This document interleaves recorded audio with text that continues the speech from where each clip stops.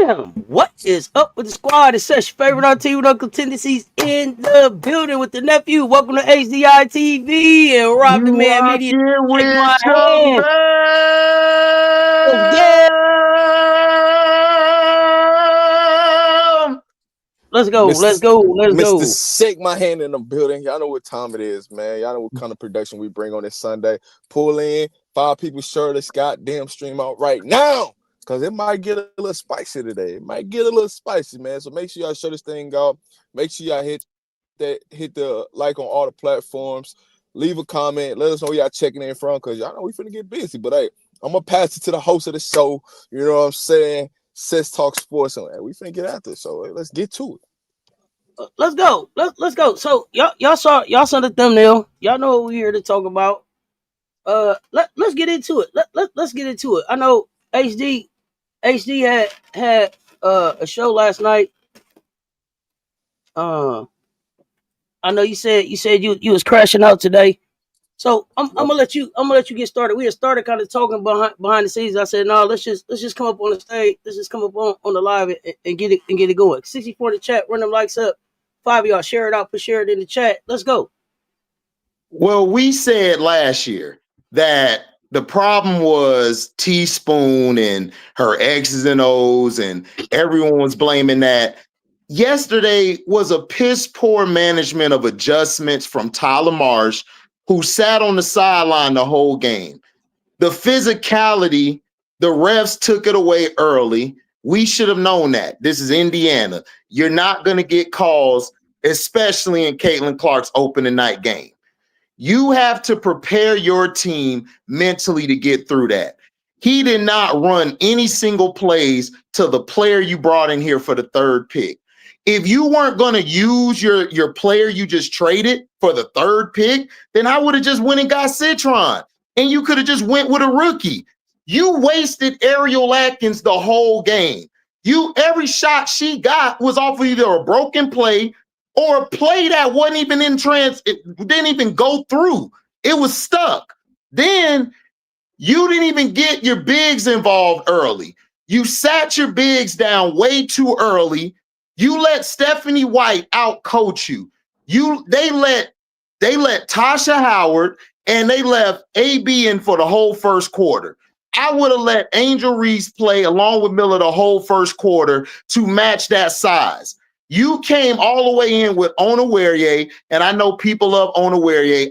I'm sick of Onawerye. She cannot play. She just can't play. And it's not her fault. She just can't play. She just don't fit the team. Maybe she'll fit a team that has more structure to it.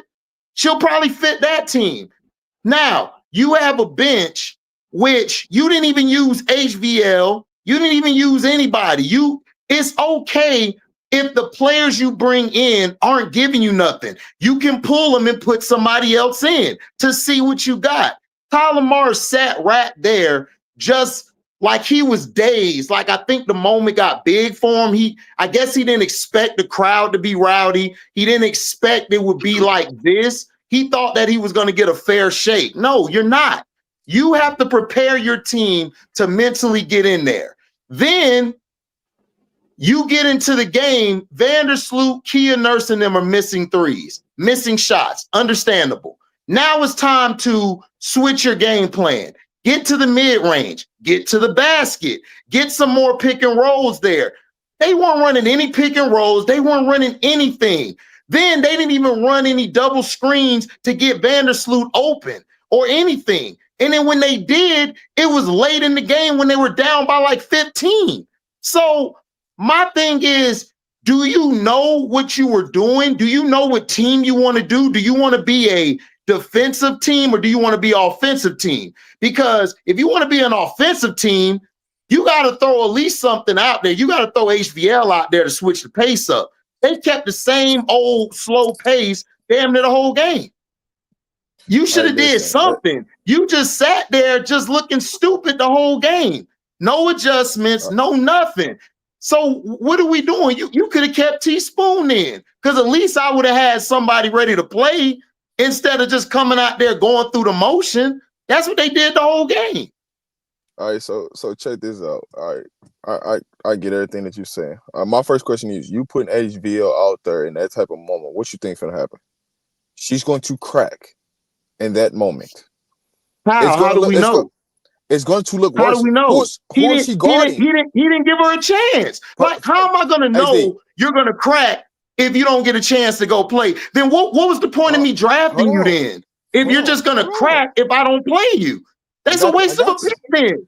I got you. Check this out. Who is she guarding? Let's start there first. Who is she guarding if she checks in? On the lineup, she probably would she would probably guard the off guard because I'm not putting her on Caitlin at all to guard full court. I still have Ariel in the game, so I would throw Ariel on Caitlin. So check this out, right? All they would have did was they would have gathered the ball to Mitchell. Mitchell would have fried her, and she would have had no confidence on the offensive side. So you're putting her in. Mitchell was frying Courtney Vandersloot. But so that's what's the difference? So that's what I'm saying. You putting in heavy. She's not bringing you nothing offensively. So defensively, who's she guarding? It's going to look even worse than what it is. So why put her in the game? Why put her in that situation for her to lose confidence? It doesn't make sense. If this is my thing, then what the hell do I got Jeff P? What do I got Jeff P on here for? Why are you my GM? I got a question. If you're giving me a play, hold on until you can go. If you're giving me a player that you already know is going to crack, why are you on my team then? Why? Because politics says you need to beat her. I got a question. If you replace a dead battery, if you replace what you call a dead battery with a dead battery, you get the same thing, right? Right? Shit don't work. Right? So y'all, I'm trying to figure out why the Chicago Sky expected something different when you replaced a first-year head coach with a first-year head coach. What more experience did y'all expect for Tyler Marsh to have? What confidence did he give you walking into this situation? What confidence did he give you walking into the situation that he was going to be even? Okay, but wait, because we also had a time where I thought where we talked about the fact that we liked the fact that Tyler had hired this whole black staff, and then we wanted to see what this coaching staff was going to do with this talent, right? This is where we was at. So two dead batteries can't start a car. Yeah. Y'all said that Teaspoon was a dead battery because she was a first-year coach and she was on the sideline looking like she knew how to coach and couldn't make substitutions. Didn't know how to manage her rotation, and she didn't know what to do with the talent that she had. Yeah. You cannot tell me that the Chicago Sky did not look exactly like they looked last year. When the two Twin Towers went out and you had to put them out at the same time, they couldn't hold the lead, right? They couldn't hold the lead, and when the bench came in, they couldn't keep them in the game, nor keep the other team from running away with the game. So Teaspoon, what did they expect? What confidence did you really have in Tyler? Teaspoon should not have been fired. I said that all last year, and I said I agree with that part. I don't listen to the fans. I don't listen to the fans. The fans are idiots. They should have kept Teaspoon because it was her first year. You had a mixed match bunch that just didn't fit. I never wanted Teaspoon gone. My issue was give her a real team. I said at the end of the season, give her a real team. Let her see what she do in her second year. I didn't have no expectation for Tyler Marsh. His introduction interview, I didn't like him. He just came off as you're the token Negro to be selected for the job, and then we're just gonna put black women around you just to throw a shot that we actually care about black women. When you don't. I never had anything for Tyler Marsh. So I knew we would get him if I had to choose. I said I would take him if Nakasi wasn't available. She got selected by Golden State. So then I said, all right, then I guess go with him. But I wanted Teaspoon because Teaspoon was given a bad roster with no leeway to pick. They had injuries going down. Jeff P didn't even go get anybody. Jeff P just said, "Oh, we're just gonna ride it out." All right, so ride it out with who? HD, check this out. Y'all keep blaming the head coach. What the hell do y'all have assistants for? That's what a real problem is. Because guess who? And I don't. And guess, you know what? guess, You know what? I'm who, glad you brought the assistants up. I don't think he talked to his assistants. He only talks to that bum from Atlanta who sucked that team up last year. That's who he's talking to. Because so that's the only person he was talking to on the sideline. He didn't go talk to Parrish. He didn't go talk to Renee. He never talked to him once. He's talking to this bum coach from Atlanta who couldn't do nothing with an Alicia Gray, who to me, listen, I'm going to talk about her later. I like Alicia Gray. Alicia Gray need to go somewhere else. But here, I'm finna flip it right back to you. And the reason why I brought that up, right, is because he's talking to her, right? What did she do? What in Atlanta? Did she show you that she's going to play a rookie? So what made you think that she's going to play HBL? When the only person that he's talking to is her. Like, all you gotta do is just sit back. They telling on themselves what's going on. So when we break down, I know that what's happening. So it's because it's more of right. Listen. This is what the problem is. It takes a great Indian to be a great chief. The person that you talking to want to be the chief. She don't want to be an Indian. So now she's telling you to do things, and what cost her a job in Atlanta. So now that's what you living with. So now you got. If you don't fix that problem, you in trouble. He's not fixing that problem. Look, I don't wait by no. Listen, I wasn't sold on him in preseason. I didn't like what he did in preseason. I didn't like Tanisha Wright last year. She was so bad. Even her fits before the game were bad. So you know her coaching. She don't even. Bro, you keep blaming Tyler. Listen, you keep blaming Tyler. I'm blaming Tyler. I'm telling you, it's not Tyler. When you keep looking at somebody and deferring to somebody, it's because upper managers telling you, hey, defer to her, because that's who they really wanted, but they couldn't because of the situation that just happened. So what they looking at is, oh, she next up in line. Stop listening to her and just do what you do best. And listen, Jeff P need to be fired. You're the champion. Jeff P needs to be fired. I'm going to Jeff P and firing him today. Look, if you wanted that coach, you should have just hired the coach. I don't have time. We have a young core. I don't have time for misdirection. If you wanted this person, hire that person. Don't be trying to don't bring me this bum and then say, okay, here you go. We're going to bring this coach in, even though this is the de facto coach, because you're having a Cleveland Cavaliers situation with LeBron, Tyronn Lue, and David Black. You're having that situation. So now that doesn't turn out good. So Ty is the lame duck coach in this situation because he really wanted to. Rob, we knew that when he was hired. We knew he was a lame duck coach. I wouldn't say that. I'm gonna say when they hired Wright, because Wright was pretty much the last person that got hired in this situation. When they hired her, you knew what time it was, because that's who he really wanted to hire. He's telling you who he really wanted to hire. So now, no matter what Tyler does, she know he gonna get all the blame anyway. So I might well tell him to do some fucked up shit. Like, let's be real. I might as well tell him to do it so we can move out and I can come in. That's really what it is. Jeff P need to be fired. I even said that before. I'm not a fan of his, even after this roster was constructed. I'm the only one. Everyone was hating on me because they're like, oh, you're not giving nobody a chance. Listen, if I don't like the way you come off, I'm sorry. I can't fuck with you. That's just my mindset. I can't rock with you. He didn't show me any assurance that I'm going to be better than Teaspoon. Teaspoon, even though the team wasn't doing well, she still held a backbone and was stern. This guy looks like he's gonna sheer away from it or shy away from it. And Jeff P knew what he was doing. Jeff P did an interview saying, I couldn't have done this without Tyler Marsh. It's because of him or this roster. So he's already setting up the firing. He's already setting up, oh, it's not my fault. It's all on Tyler Marsh if we don't do well. He's the problem. Teaspoon was never the problem. I had no issue with Spoon because it was a first year. Every first year coach is not going to come in and just dominate like that unless you have a roster full of veterans. If you don't have a roster full of veterans, you're not going to really have a good first year as a first year head coach. Hold on.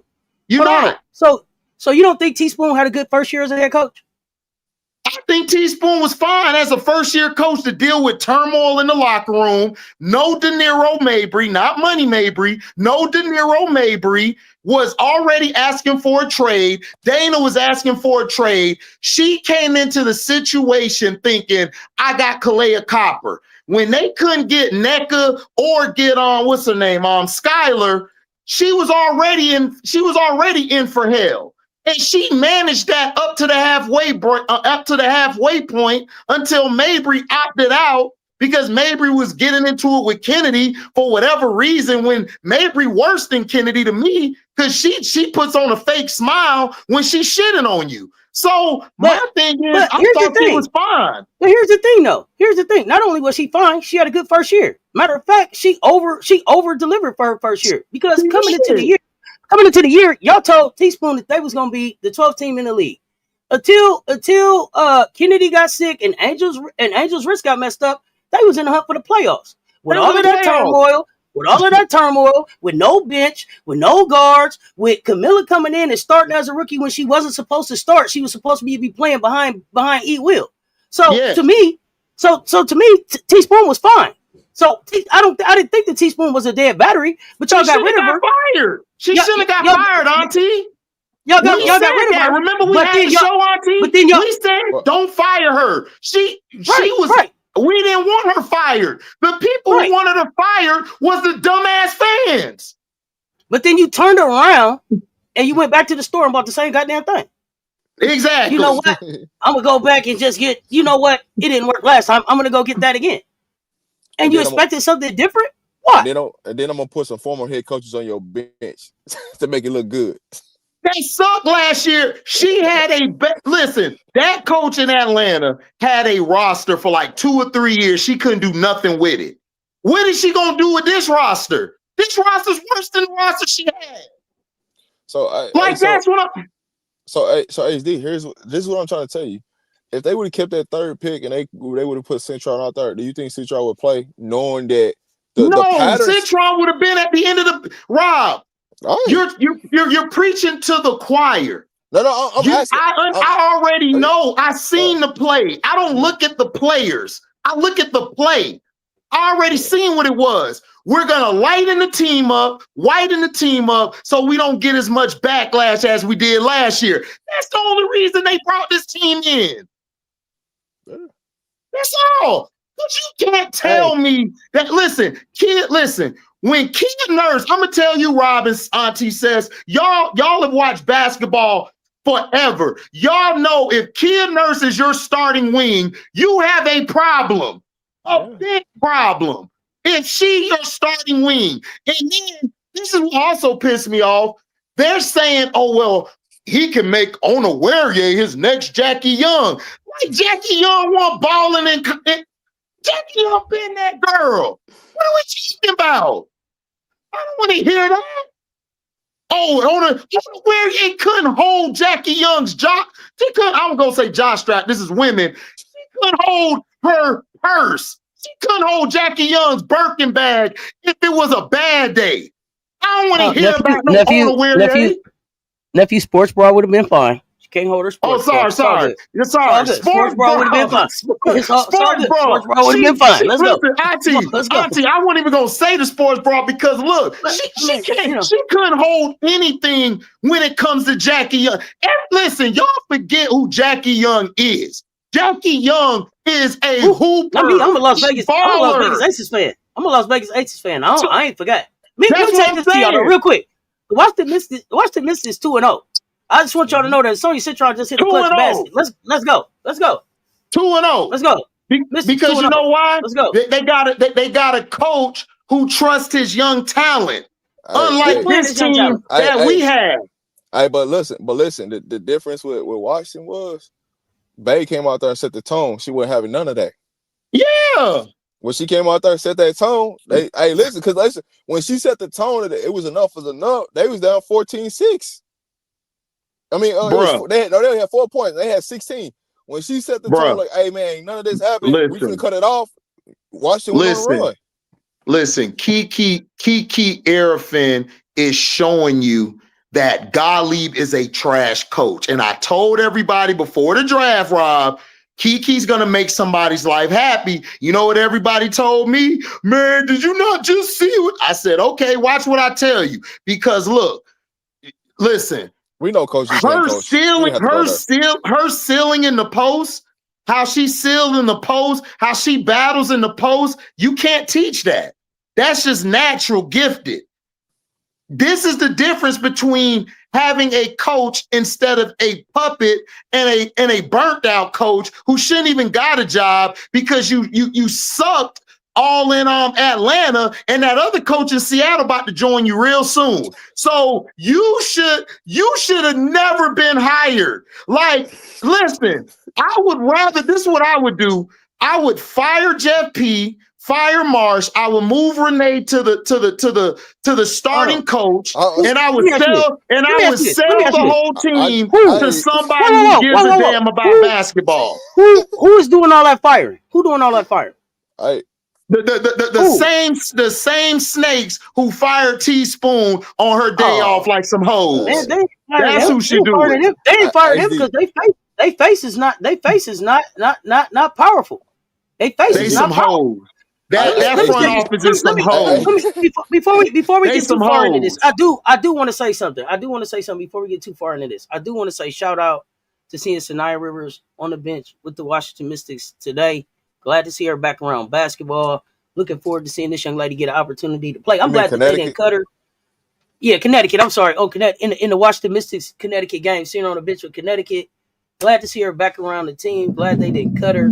Looking forward to seeing what she does. Because that's a heavy blow at the beginning of the year. Shout out to bum ass Mabry too. Shout out to bum ass Mabry. No, we ain't doing no shout outs there. Not with Sanaya Rivers. No, it was sarcastic, Auntie. It was a sarcastic jab to Mabry. So I got a question for you, HD.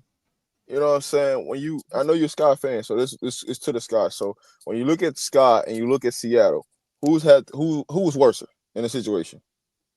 Noel Quinn. Noel Quinn has been babysitted since she's been there. First, you put all the blame on Jewel Lloyd, which her gold mamba status is in question to me. But you put everything on to her, right? Now you came with this new look team, and y'all still having the same problem as Auntie would say. These are Auntie's words, and I agree with it wholeheartedly. The Seattle clunkies. Y'all niggas is clunky. Y'all can't move. Y'all got beat by a broke shoulder AT and a bunch of young gunners and a 1.5 ankle Satu. Bruh, look, listen. Y'all gonna hate HD this whole year, and I am up for it, Rob and Auntie. I want them to hate me. Noel Quinn is trash. Listen, I'm tired of all this. Oh, well, it'll be okay. You mean to tell me you got this overhyped Gabby Williams? Yes, I said it. Overhyped Gabby Williams. And who else you got? You got NECA, who looked like she on her last two legs, NECA, who should have been done 2 years ago, but I'll talk about that later. Ezzy Magbegger, you're not even using Ezzy right. You're not even using Ezzy right. Then you threw Malunga out there, and Malunga don't even look ready. She look out of position. I don't even think she's a 4 or a 5. I think she's a wing. She's just big though, but she's not even a 4 or a 5. And then Giroux still look like she looked like in LA. She still look lost. Rob, you a coach. You see how players come down the court. Is Lee Giroux ever in position? Is she ever in position? Hey. Lee doing much better. Lee doing much better in Seattle. They like her there. She's smiling. Lee all right. Lee all right now. Auntie, I'm gonna say what my coach told me. My coach always said this: I'd rather win with somebody I don't like than somebody I can hug and smile with if I'm losing. But here's the thing.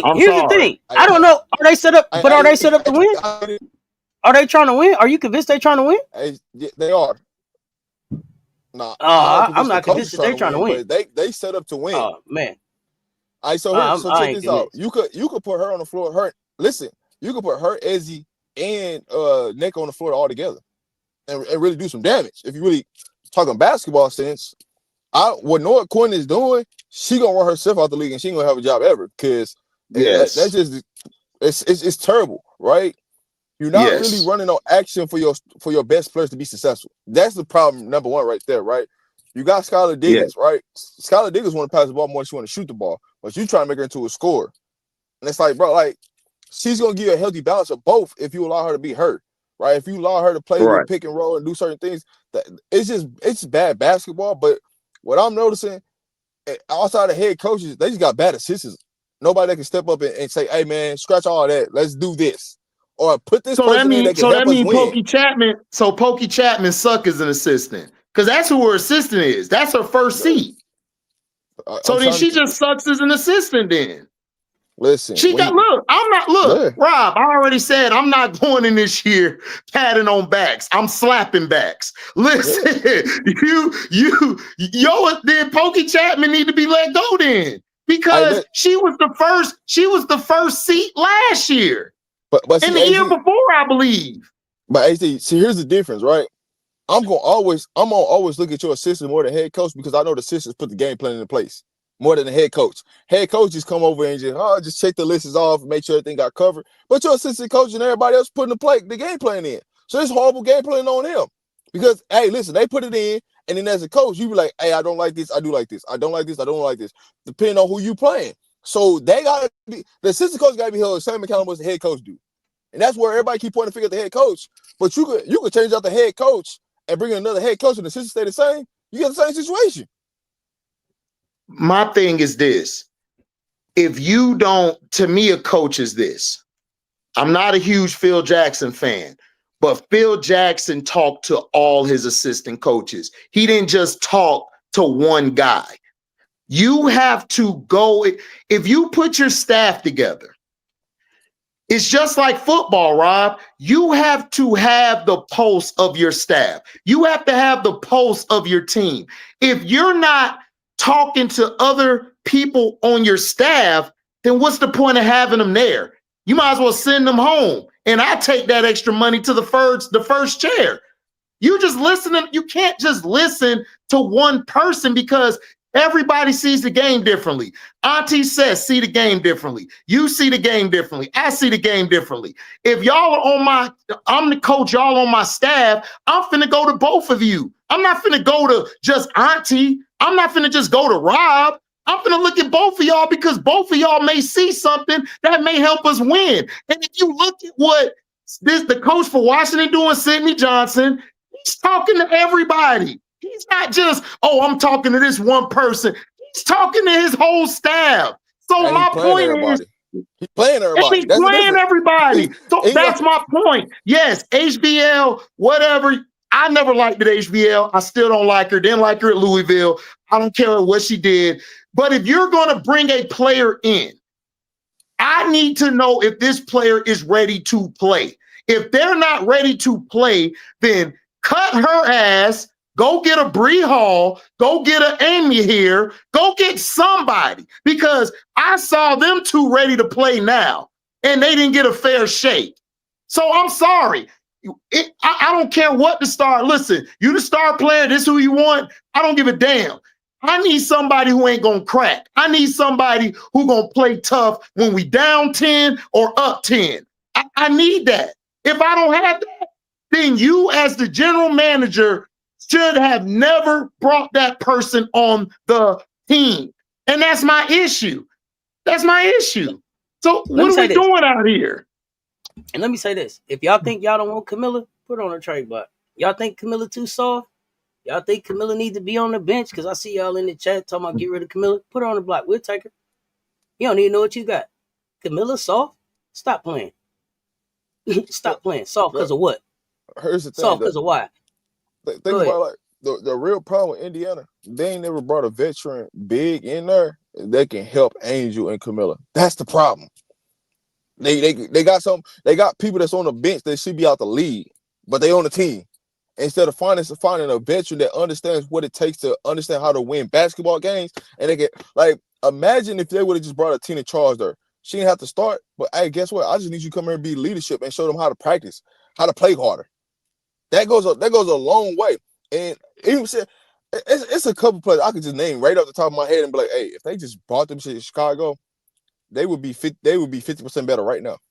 But they're not gonna do it. They're not gonna do it, Rob. They need to sell the damn team. Somebody need to be a bold and come and say, look, I'll take this team off your hands. Like they don't want to win, bro.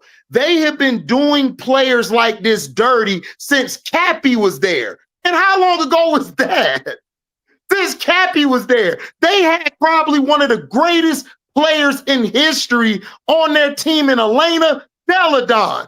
And you let her go because you couldn't put a team around her and you couldn't treat her with respect. That's the problem. They don't want to win. They lucked up with Candace. They lucked up with that team. That team wasn't supposed to win. So they're not trying to win. If you got E. Will as your 5, listen, E. Will, you cool and all. I needed another veteran, like you said, a Tina Charles or somebody who's been in those battles. E. Will.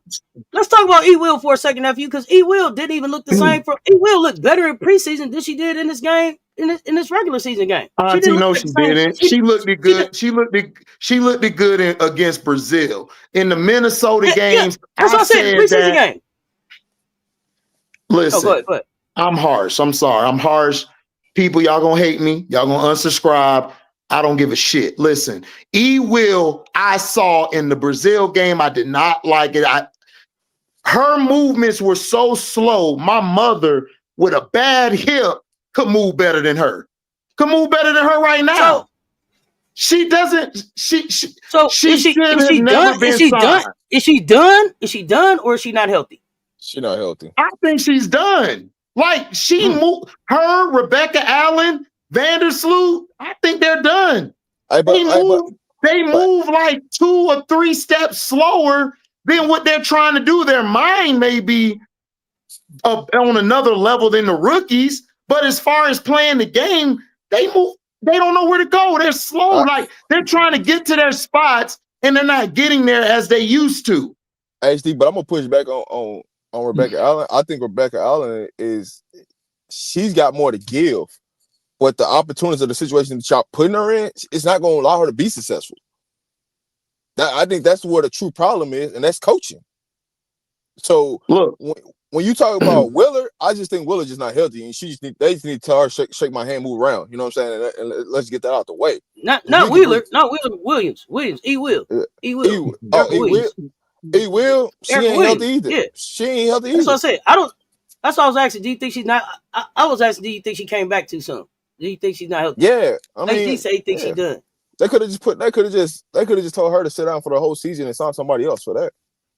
Bro, that's what I would have done. Like E. Will did not look good in any of those games to me.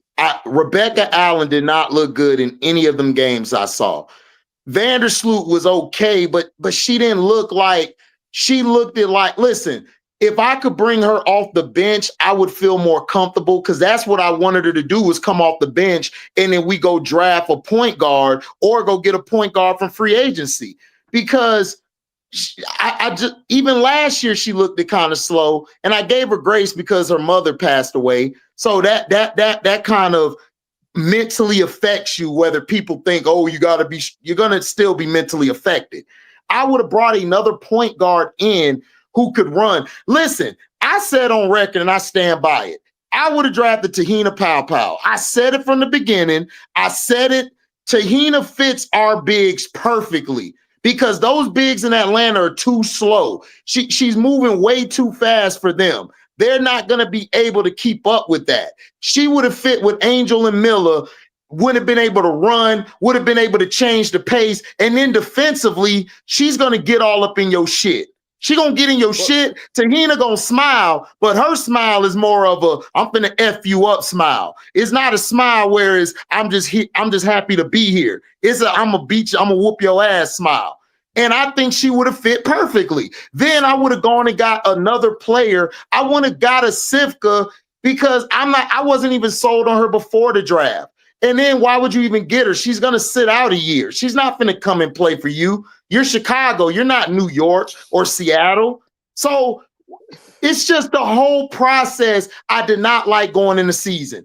I still told everybody I don't like Jeff. I still think he's Jeff Punani. He's not Paglioga. Punani. That's what he is. He's a grapefruit. You know, he's that. He's soft and he's a bum.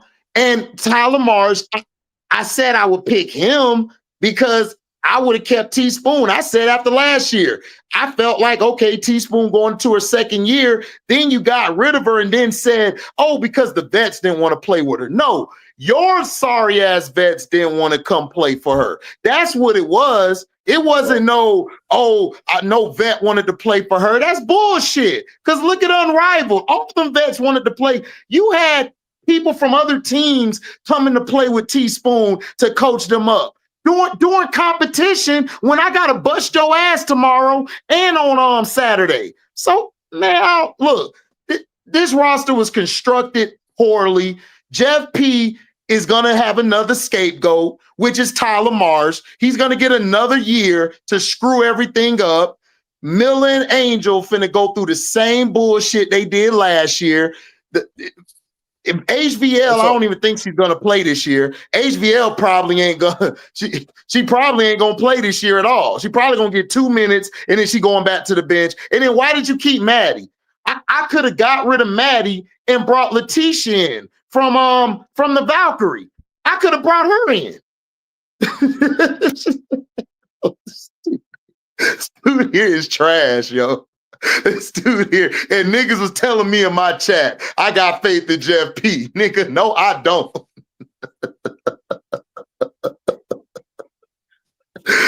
My goodness, dog. HD, so here's my question. HD, here's my question to you. If they was to upgrade the small forward position, I think Vanessa would look a lot better. The real issue with the starting lineup is the small forward. The small forward, yep. The wing. If you fix the wing problem, y'all starters will look a lot better, and so it allow everybody to play to play their role to how they trying to play. It's y'all small forward because Kia Nurse can't make shots and she don't make the game easier for nobody. It's hurting y'all in the long sense. So y'all upgrade that position just alone, and everything else in the starting lineup, and then staggering Angel, Reese, and Cardoza. That's what the real issue is. They need to stagger their minutes instead of keep trying to play them all together at the same time. One of them needs to be playing the first 8 minutes, and then one of them needs to play the quarter. So then when you take out one of them at the quarter, you coming in with somebody, you coming with the other one back. So they just need to stagger minutes. You know what? Who are you fixing the wing problem with? Who are you fixing that wing problem with? Who is it? You can't. You're strapped with the contracts. Like I would have kept Tilly. Tilly to me would have been a way better 3 than on a Weirye, but you done tied yourself to these players. So what I would do with this bum ass roster, I'm just throwing Angel out there. Yo, play up top, bump it. I ain't got nobody else. I ain't got nobody else until I can find my wing. Kia Nurse cannot play. She's too inconsistent. She ain't been the same since the injury. On a Weirye, I said this before the season. If you can't beat Kia Nurse out for the wing or Becca Allen, you need to get off the team. You just need to get off the team. You need to get off the team. I don't see how you can't beat Kia Nurse and Becca Allen. Becca Allen was only starting last year because her and Diana were cool. That was it. And as soon as she got hurt, they put Sophie's sorry ass out there. So, look, man. I would just move Angel there and just say, bump it. We need you to play old school. We going 3 bigs. Like, I don't trust the wings. I don't trust the 3-point shooting. It's not better. It's not, we don't have that consistent shooter who just gonna come out there and say, I'm gonna shoot your lights out. I'm gonna shoot your lights out. We don't have it. So I'm going 3 bigs. And then I'm just gonna say Ariel and Sluty, do what y'all can do. And we finna run it like that. Because I can't trust Kia Nurse. And then on defense, oh my gosh, Kia Nurse got exposed. She was getting destroyed yesterday. She couldn't defend the cone. The cone beat her to the drill, beat her to the basket. For those of y'all that saying Camilla shouldn't start, who you starting in front of her? You can't start nobody. You Y'all can't tell me start who y'all nobody. starting in front- Y'all tell me who y'all starting in Who front you of gonna Camilla. put on the where you out there? Here's the thing though too. Here's the thing though too, because y'all in the chat talking about I can't believe how she played against Aaliyah Boston. Stop fucking playing. That's Aaliyah goddamn Boston. Act like she a rookie of the year, a two-time player of the year, right? Like stop playing. Like she wasn't just out there with just anybody. She was out there with one of the biggest, baddest fucking bigs in the goddamn league. Stop playing. Stop. Let's keep it a buck. Y'all talking about Camilla Soft and all of that. Tell me all of the people that outplay Aaliyah Boston. Tell me. Tell me about all of the people that outplay Aaliyah Boston. Because this goddamn vets that got 10, 12 years in this bitch, that when they get finished playing with Aaliyah, they be talking about she throw elbows, she's dirty. Y'all see BG throwing her fucking down. Stop playing. Like Aaliyah ain't one of the best ones to do this thing. Regardless of if Camilla is taller. I'm talking about her base, her skill set, her know-how. Let's have a real conversation. Tell me about all the bigs outplaying Aaliyah Boston. I'll wait.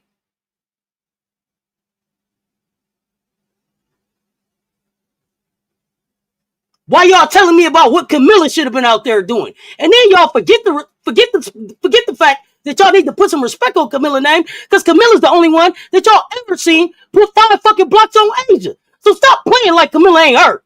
I'm waiting on them names in the goddamn chat. I'm listening. Let's go. What's the names? Okay, let's move around. Let's talk something else.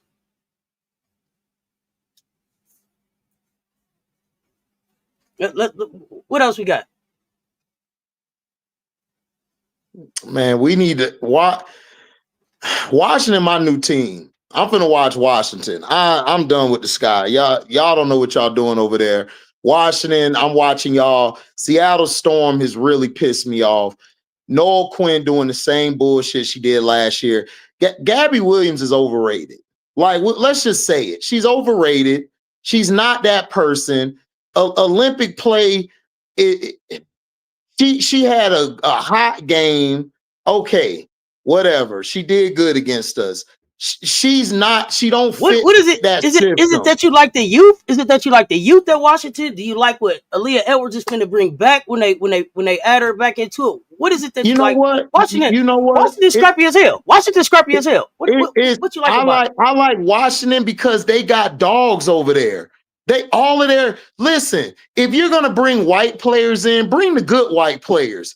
Melbourne can play. Exler, oh my gosh, I love Exler. She's feisty off the bench. Big Mama Dawson, the real Big Mama, not that fake Big Mama in Chicago. Her roly-poly ass, not her. Stop trying to take her Big Mama name. Right. We don't know what they call her. We don't know what they call her Big Mama for. Come on, stop doing that. Steph Dawson is the real Big Mama. And Kiki Arafin proved to me what I've been saying about USC's coach. I told everybody Gottlieb don't know how to use Kiki, because you would have never gotten Juju hurt if you would have did what you were supposed to do. You were supposed to let Kiki do her thing and take the pressure off Juju, so Juju wouldn't have to have a usage rate that high. Now I'm seeing a real coach use Kiki how he's supposed to. Then they have some feisty guards. Slim is showing me, man, you might have to trade for Slim. Slim is a leader. She knows how to change the pace of the game. She's getting everybody involved, and she don't back down. She throws punches, everything to get to the ball, to get to the hoop. Suge Sutton is finally being recognized for how good she is. She wasn't getting any respect. Everyone said she's just a bench player. She's showing she could start in this league at the point position. Then you got Citron, who looked like she might go win the Rookie of the Year. She keep balling. She's doing it on both sides. She gave Ryan Howard problems yesterday. She gave Ryan Howard so many problems. Ryan Howard didn't know what to do. Ryan Howard's getting to the point where she was pushing the girl to try to get her off her. And then you got the bench too. Like they're just well constructed. They're balanced. Even if you bring Aaliyah Edwards back, This team could mess around and shock a lot of teams if you bring Aaliyah Edwards back with a healthy Shakira and a healthy Kiki and Dolson and an Exler who could play the wing and play the 4. And then you got Melbourne giving you about 10 to 15 off the bench. Look, man, listen, they might get to the 5th or 6th seed. Like, seriously, they might get to the 5th or 6th seed just off of that. Look, Auntie, they were down 19-4, and you know what? I didn't see any quit. I was telling y'all, I told y'all, y'all thought they was gonna be 0-40 last year. They wasn't that bad. They needed to get healthy. No, listen, they just gonna be last year I was telling people like Washington is good. Even if they were 0-15, I said they're real good. If they could just get a balance going, they'll be tough. And they showed it. This year, they're looking even more scarier. They're looking scarier on both sides of the ball. It's not even just one side of the ball. They're rebounding, they're blocking shots, they're moving the ball, they're pressing you from 94 feet. I love that the Mystics coach. I love the Mystics coach is allowing people to see what can happen when you let your young folks play. When you let the rookies play, when you let the youth get on the floor. Like Peely should be on the floor. Some of these players that's just sitting on these benches, not getting no opportunities. Man, they need to be on the floor. Sonya Citron in the conversation for Rookie of the Year. Kiki Iriafen is going to be in the conversation for Rookie of the Year. It's almost hated for them because I think that they may steal votes from each other depending on how they play night in and night out. I think Pow Pow is going to be in the conversation for Rookie of the Year. And Pow Pow look good. We know coming into the season that Rookie of the Year is Paige's to lose. Like, you know what I would do? Show up. If she don't show up and hoop, it won't be hers. You know what I'm doing right now? I'm trading Ron Howard.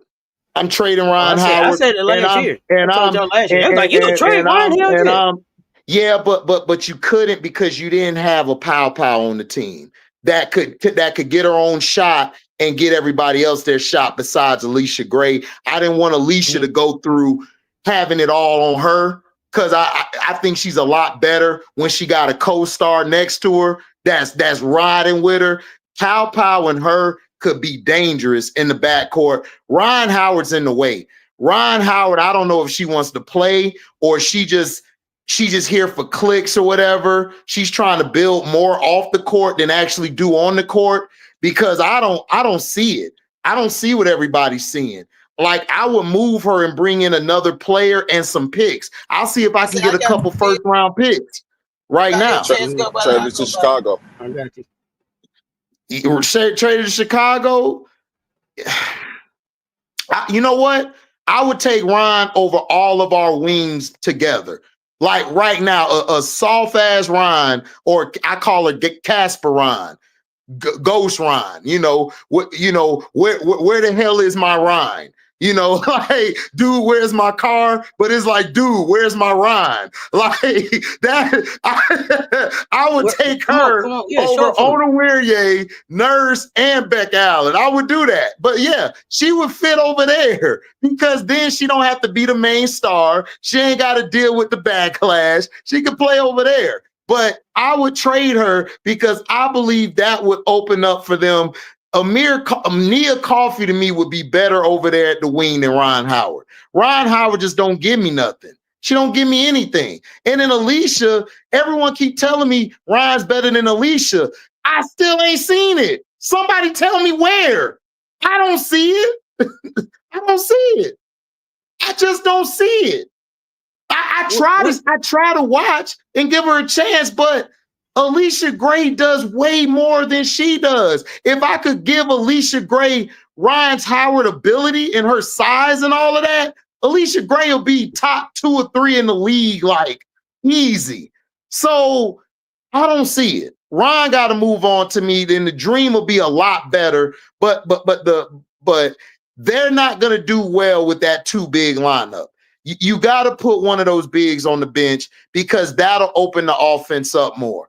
You got to, like, BG or Brianna going to have to go to the bench, and then you're going to have to bring them in and out. They can't play together because it's too slow. And then BG should have, to me, got the ball early in the game. I don't know why Ron was shooting. They shot 23, 25 threes, Auntie, before the half. And they only made 8 or 9. That was from Alicia. Alicia hit all of them.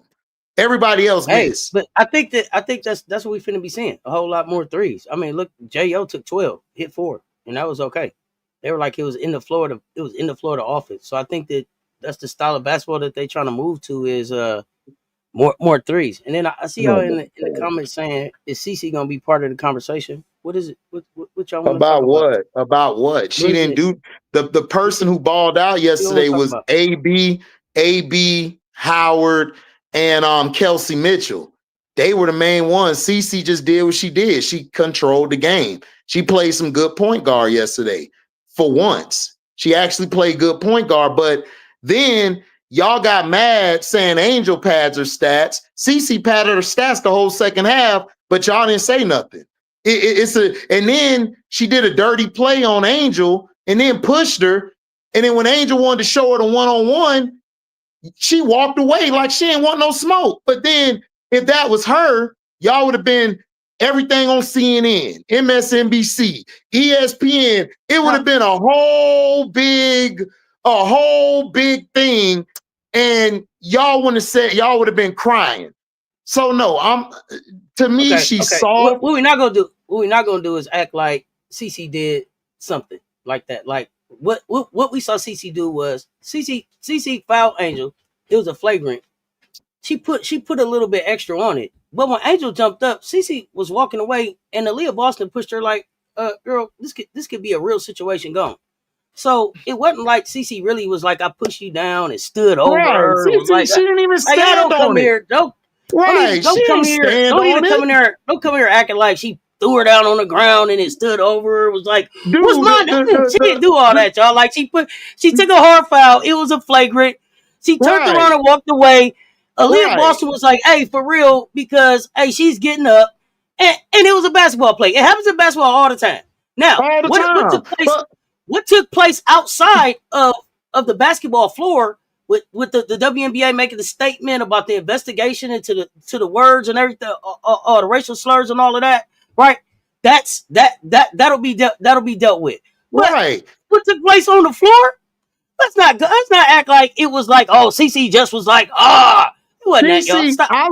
I lost a lot of respect for CC yesterday. I had respect for her. I lost all of it.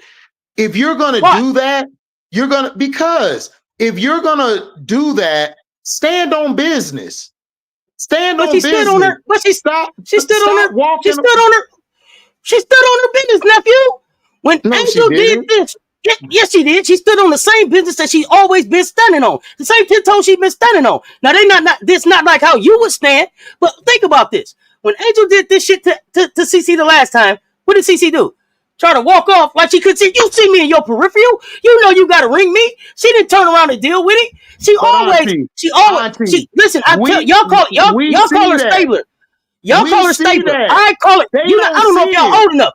I call her Eddie Haskell. She's an Eddie Haskell type motherfucker. Yep, you know why? Eddie Haskell. She say everything right. She says everything right in front of the refs, in front of the camera, and then she'll do some fuck shit behind the camera. And then when you call her on it, then that's when it's like. But that's what I'm saying. So come on, y'all, let's go. I'm putting that out there. Okay, let me address this. Let me address this. Go ahead. Let me address this. Camilla did nothing. What was Camilla supposed to do? What was Camilla supposed to do? Everybody out there is a professional basketball player. What took place yesterday on the basketball court was nothing more than a goddamn yellow flag being thrown in football. It was a flag on the play, a flagrant foul. So was a brawl supposed to break out after that? No, not a brawl. That shit happens. That shit happens all the time. Like Camilla said. Grab her, pull her off. You can't touch my teammate because if somebody would have went and put hands on CC, then AD has the right to push that girl back. I don't care whose name. I don't care whose name. I don't care whose names we talking about. The rules of sports is this: when it's a scuffle, when it's a breakup, you grab your goddamn player. I'm gonna grab mine. AB grabbed Angel though. That's on the other team. You got the right. So you got if somebody, Auntie, if we're out in public, to do what? Auntie, to do what? If we're out there on the court and another teammate on another team put hands on my teammate trying to go address the situation, I'm gonna throw their ass into the front row. Now here we go. And that's Now here we go. It ain't Now here we go. Now everybody. Okay, here's the thing. Here's the thing. No. Here's the thing. Here's the thing. Here's the thing. Here's the thing. Now here's the thing. Now here's the thing. Tell me about it when one of them is your teammate and the other one is your sister. Which one you throwing in the front row? When they both your family, what you doing? If my brother's on the other team, I'm throwing my brother off. I got plenty fights with my brothers. They were on opposite teams. If they on the opposite team, I'm throwing your ass off of my teammate. I don't care with brothers. After the game, we could be cool. After the game, we could be cool. So after the game, we both suspended. Pushed her. She put her hands on Angel. I would have grabbed her and pulled her off, and then I would have went to Angel, and we have had our teammates back. That's what I would have done. To me, that's what I saw. Done. That's what you would have done. Okay. And then where is that? And then the time, AB always put hands on another teammate, and nobody checks her. Where does that get us? That would have sent the message that you can't touch my team. That would have showed you got your teammates back. Okay, I don't think that team has Angel back. No, riddle me this. Remember last year when AB was on the hot seat? How many fingers did Caitlyn lift to stand up for her? She didn't do nothing for her. So that's my point. Why would you go and put hands on Angel? I wouldn't even touch Angel. Here's the thing. This is what I'm saying. AB didn't put hands on Angel with the intent of starting no fight. It was like, break this up. She didn't come in here and start no fight. It's a bad look. It's a bad look because if it happened in the men's sports, it would have been talked about all today. You are taught. I don't care if my brother is on the other team. I fought my brother when he touched my teammate. I threw my brother in the stands if he touched my teammate. This is sports. I know that AB we're all on the same team together. I know that if you touch my teammate, I don't care if you're my brother or you're my family. If you touch my teammate and we're not on the same team, you're getting checked. That's just it. That's just how it goes. So HD. But here's the thing. Here's the thing, though. AB's checking don't look like your checking. Think about who AB is. I'm not taking away from AB. AB is a great player. We're not talking about I'm not talking about her as a player. I said think about who she is as a person. Church going, God fearing. She's not here for the back and forth. And it's a lot of heathens in church too. It's a lot of heathens in church. She's not here for that. You've never seen that. You've never seen that energy from AB. You saw BG throw her down on the ground. Did she jump back up and want to fight? That's not who she is.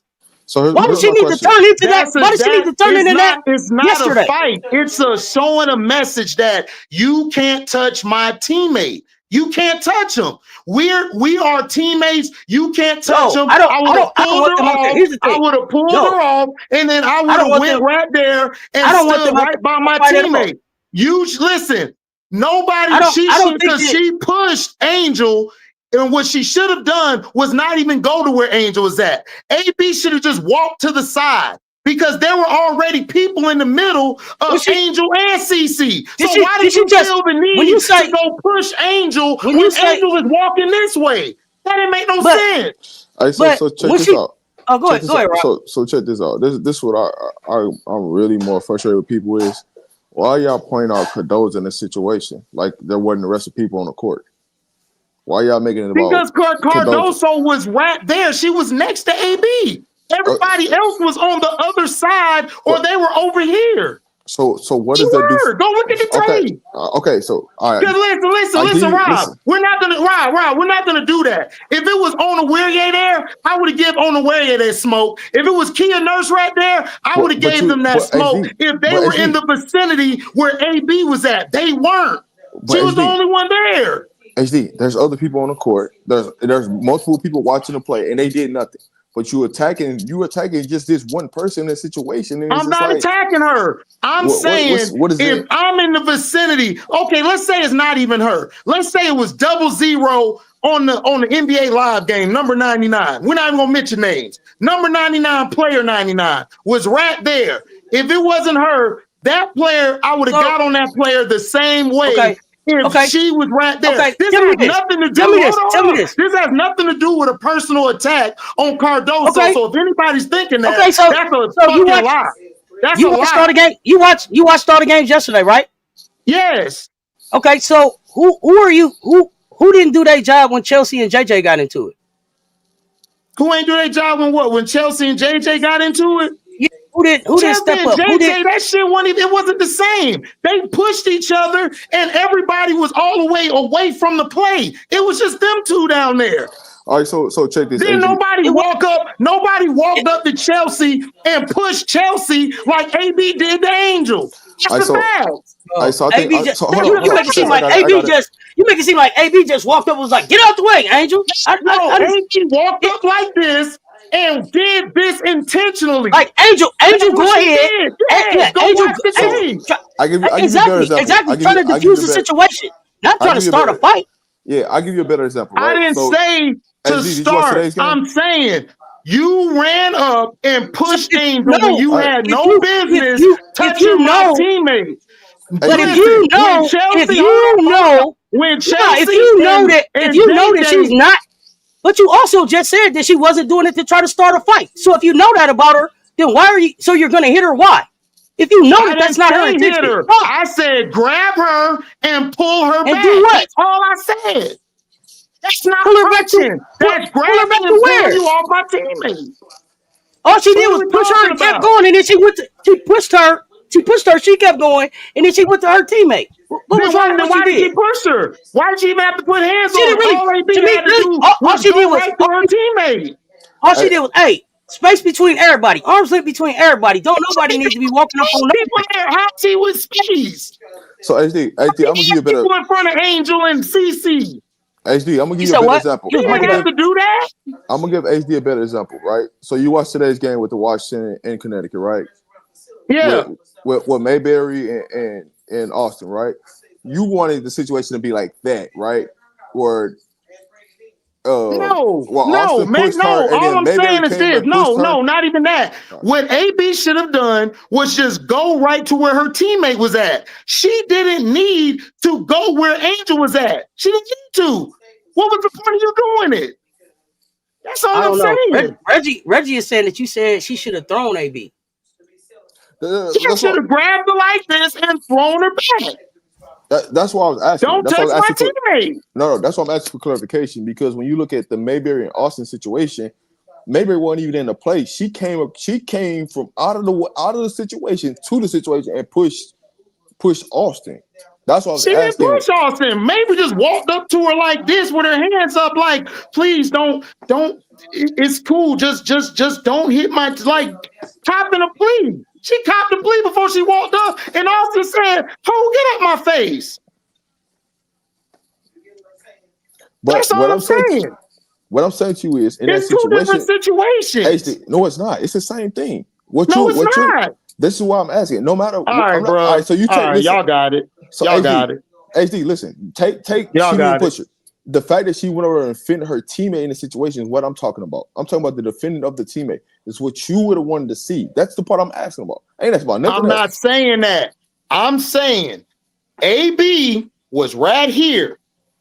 All she had to do was walk right there where Cece was at. She could have just been right there to try to de-escalate the situation.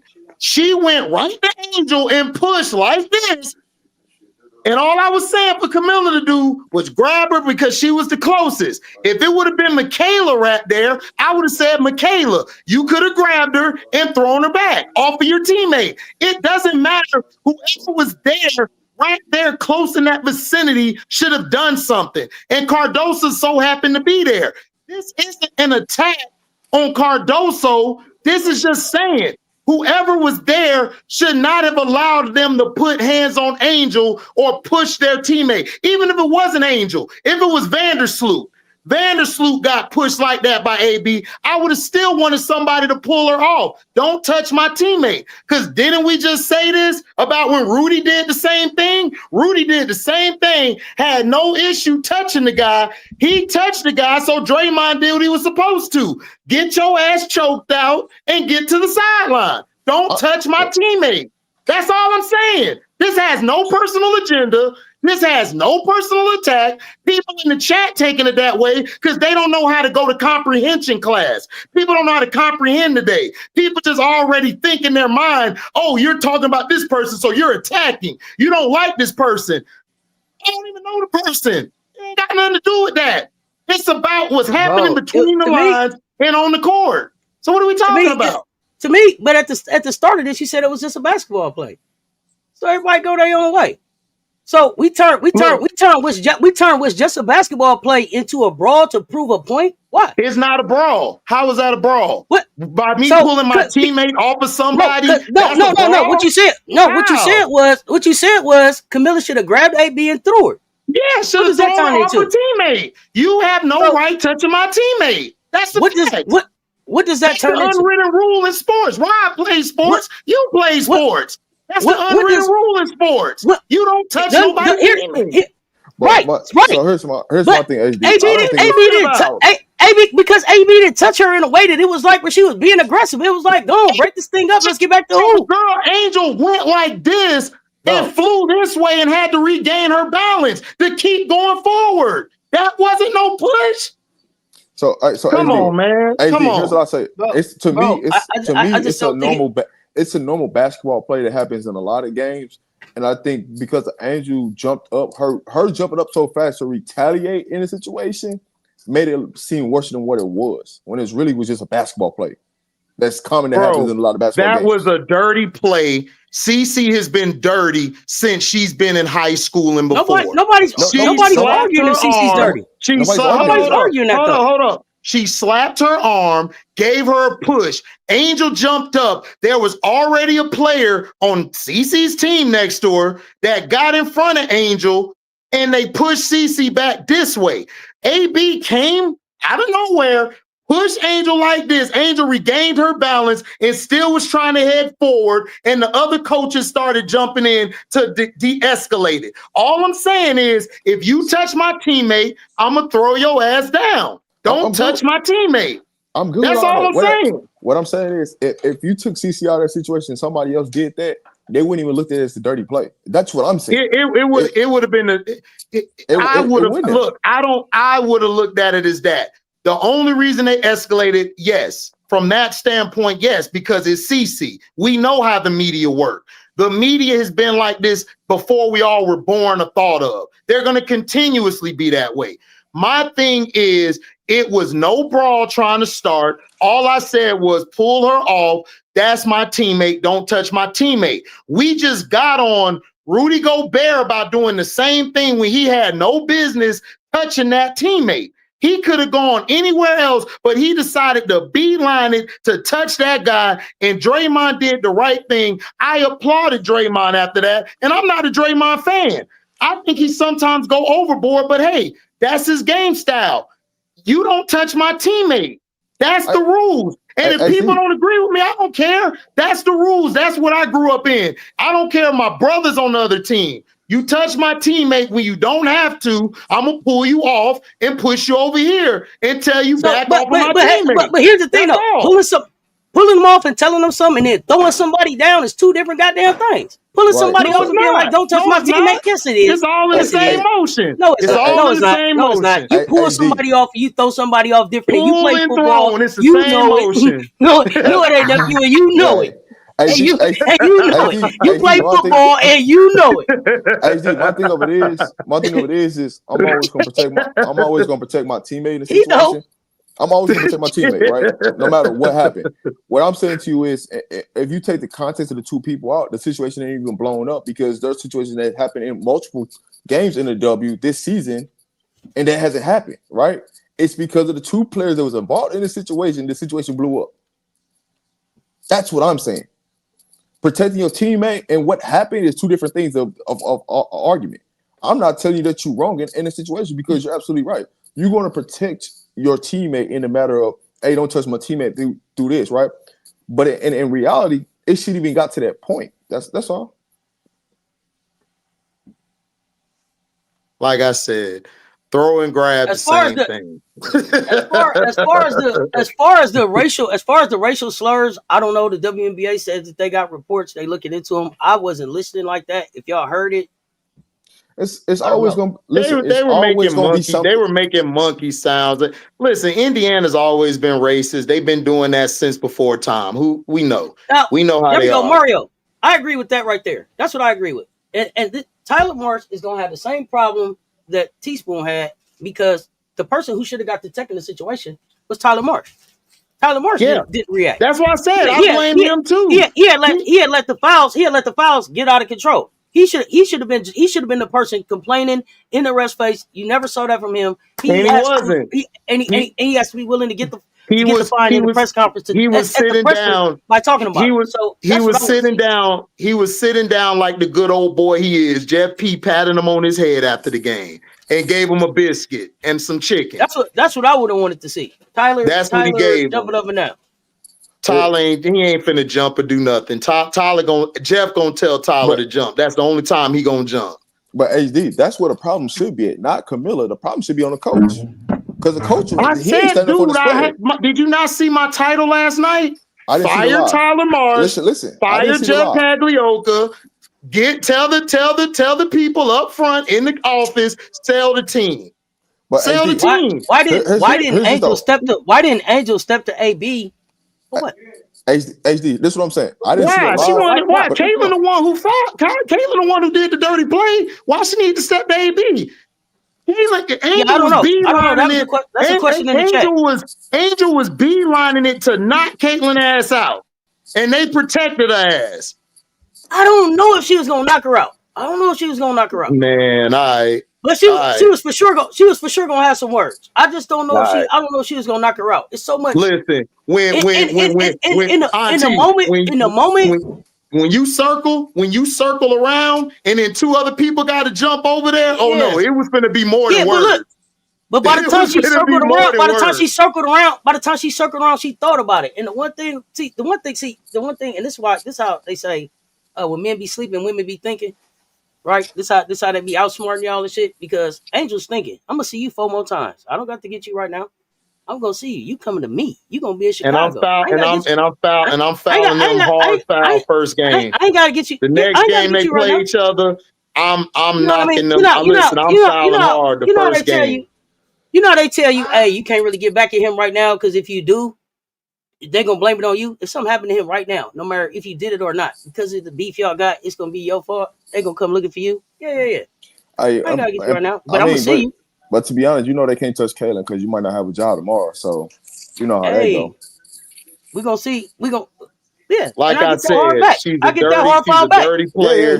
She's a dirty player, and she's gonna continue to be dirty. And they're gonna allow until somebody, a wrong person, she gonna do that too, and they gonna light her ass up. Watch. Hey, don't draw to the lane. You better get some jump shots. You drive to the lane, and it's me and you. We gonna find out. Exactly. That's why when Angel sat down, whether she wanted, and you're right, whether she wanted to say it was a basketball player or not, that's what I gotta say. Right? Oh, it's a basketball player. Move on. There ain't nothing. Because she's a dirty player. When it rolled back around, I want that same energy. It was a basketball. I want that same energy. So, I want the same energy. The same. Listen, all that front running. We'll see what happens when y'all play somebody real who ain't gonna take that shit. We'll see. Because I don't think I still think that dynamic's not gonna work. She's still dominating the ball way too much. But we'll see. We'll see. We'll see. Listen. If I'm Angel, I would feel some type of way about one of my teammates having my back. I don't think that she felt like she didn't have her back. I don't feel like Angel really. I don't think that they really thought that it was gonna be nothing. But if they do, that's for them to have to deal with. They'll talk about it. There couldn't be no more of a problem that they can't talk about than you pulling my hair and all the other shit that they had to talk about. Exactly. He said, so why Angel didn't do that to AT? Angel said it was a basketball play. Thank you, AT. I got up. But you'll see AT again. You talking about why she didn't do it to AT? That because first of all, you're not going to disrespect AT that way. AT got clout and miles in this league. She got miles in this league. That play was a welcome to the league moment. That's the play you make to a youngster who's giving you that work on that end, on both ends of the floor. That what Cece does. Cece's been doing that since high school. And she's been dirty like that. Y'all just don't see it because y'all caught in the brainwash and the white girl who can shoot a logo 3. That's all. That's what y'all seeing. It's whole videos. It's whole videos put together. All right, put exactly. It's a bunch of videos put together. What she does. Put MJ question up right quick, so I can answer that for him. Miss that 3, baby. The question, what is his question?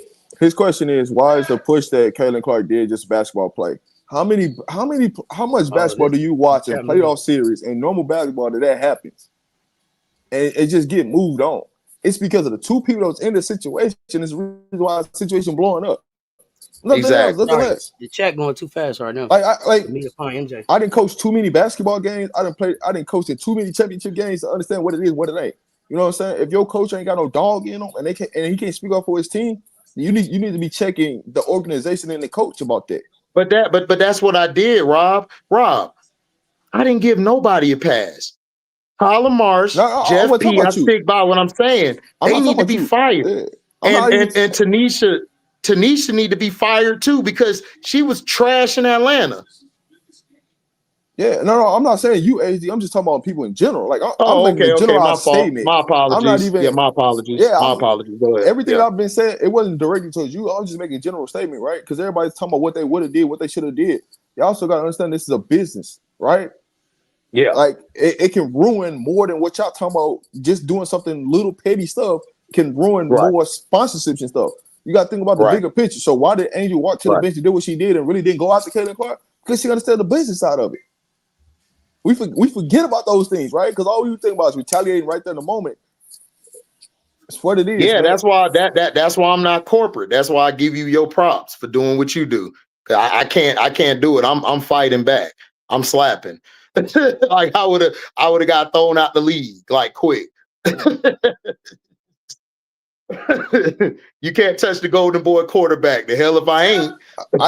I'm not. Listen, I'm not telling you that you can't touch Caitlin Clark at all. That's not whatever. Because if it was my team, I'm telling her to play her physical. I want to frustrate her the whole game. Make herself so mad that she can't even make it. She told you that's what she don't like. Pushing her on first spot, pushing her out her 3. She said that's how you beat her. Let's talk about that. Let's go. Because when that play happened, you bench your best player on the team after that happened. Me, what I would have done is I would have brought her over, brought the team together and say, look, I don't care if we get 6 fouls each. Physical. Every time they come to the lane, you let them know who we are. That's how you got to play it. Tyler Marsh sat down and ran with his tail between his legs. That's how he looked it. He looked like that little kid on the. I don't want to do too much, Auntie. You know, I don't want to do too much. You know, I don't want Jeff P to be mad at me. That's how he looked. That's how he looked. I'll tell you, like they would have to kick me out that game as a coach. At that, in that they moment, would have to kick me out because I Thank you, Rob. See, that's why I want you to coach. See, Rob would have said that's the establishment. Like I wouldn't care about none of that because soon as that's what your coach supposed to do. Right. When you get into those moments, that's what a lot of people don't understand. It's like when you get to the moment as a coach, man, you got people that sit up there and all they gotta do is hold the bench back to make sure nobody gets suspended for coming off the bench. Yep. As you as a head coach, you got every right to attack any rep that's on the court, anything that's going on. You got the right. So for you not to come on and not get mad, not get upset, not even have a frown on your face about the situation, that's why I got a problem with you. You know what I'm saying? That was Chicago's problem last year. T-Spoon never got the tech, and I don't know if it's written in the contract. You get fired one tech and you get fired. I don't know what it is. So I don't know if you got to pay the fine on your own. I don't know what it is, but you got to get that tech because that let your players be like, "Yo, coach going for me." Like when Asia got pushed down, Asia got pushed down, nobody moved off the Las Vegas bench, but you know who did? Becky. They had the whole Becky back on the way. That's what I'm saying, right? Becky. So I need for the coaches to get active in Chicago. Look, that's what I want to know. But that's my point. No dog over there. That's my point. Ain't no dog over there. That's it. Ain't no dog. I agree, Rob. You're absolutely right. But here's the other thing. if you're gonna do that, this other thing Tyler y'all need Marsh, to know. you should have just kept Teaspoon. You should have just kept Teaspoon in. This other thing that y'all got to know. Cece knew exactly what she was doing. She knows that Angel is the villain in this. She knows Exactly. She knows. She She's a knows con artist. what's the narrative, right? So Yeah. she had the opportunity and she took it. Right, she's a con artist. We know who Cece's a con artist. She knows what she's doing.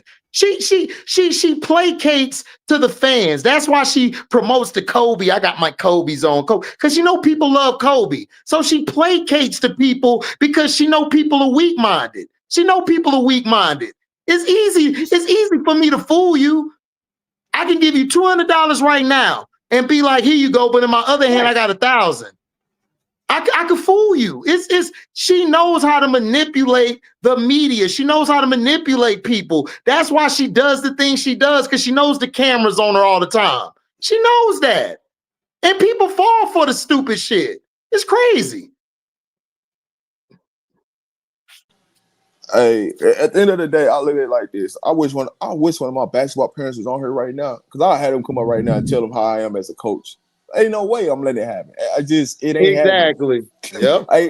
Exactly. Listen, I got through out of AU games because man, I done went clean off on the wrestler, bro. Hey man, you're not finna do that to my players, and I'm finna allow you to get away with it. I'm just not. I'm checking it off the rip. So, it's just Rob, because he's the safe coach, Rob. He's safe. No, I'm safe. But here's the thing. Here's the thing. I told you.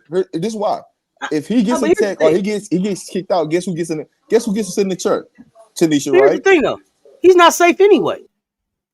So, and so this is my thing. And so this is why I had the respect for Chrissy Sides last year. And like I told you, I said Chrissy Sides is fired the minute they draft Caitlin Clark. Chrissy Sides, you know what you better do? You better go out on your sword. And what she did at the end of that bitch, she tweeted, left it better than I found it. So, Tyler, bro, your time is limited anyway, bro. I hate that you went for it. Your time is limited, bro. Yep. But you need to go out your way. Stand on something. Show people who you are as a coach. So the next time you get an opportunity, people know who you are and want to take a chance on you. Right. Listen. And not only that, you're a first-year coach. We know Rob and Auntie is a first-year coach. Mm-hmm. You're not finna get no leeway. You're not getting no time. This ain't back in the 70s or 80s. You getting fired if you start off like 0-5 or 10, unless your daddy's the GM, like Wade was last year. So other than that, I'm going out cursing, kicking stuff. I'm Bobby Knighting. I'm choking chairs, everything. Listen, you got to set an impression. So somebody say, you know what?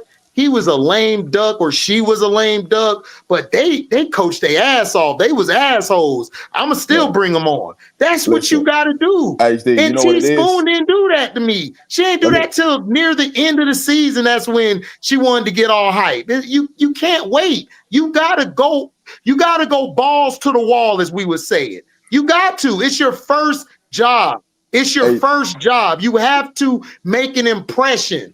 That's what you have to do. Hey, HD, this is what the problem is. When the refs come over there and they talk to the coaches, and you do a little ref meeting with the coaches.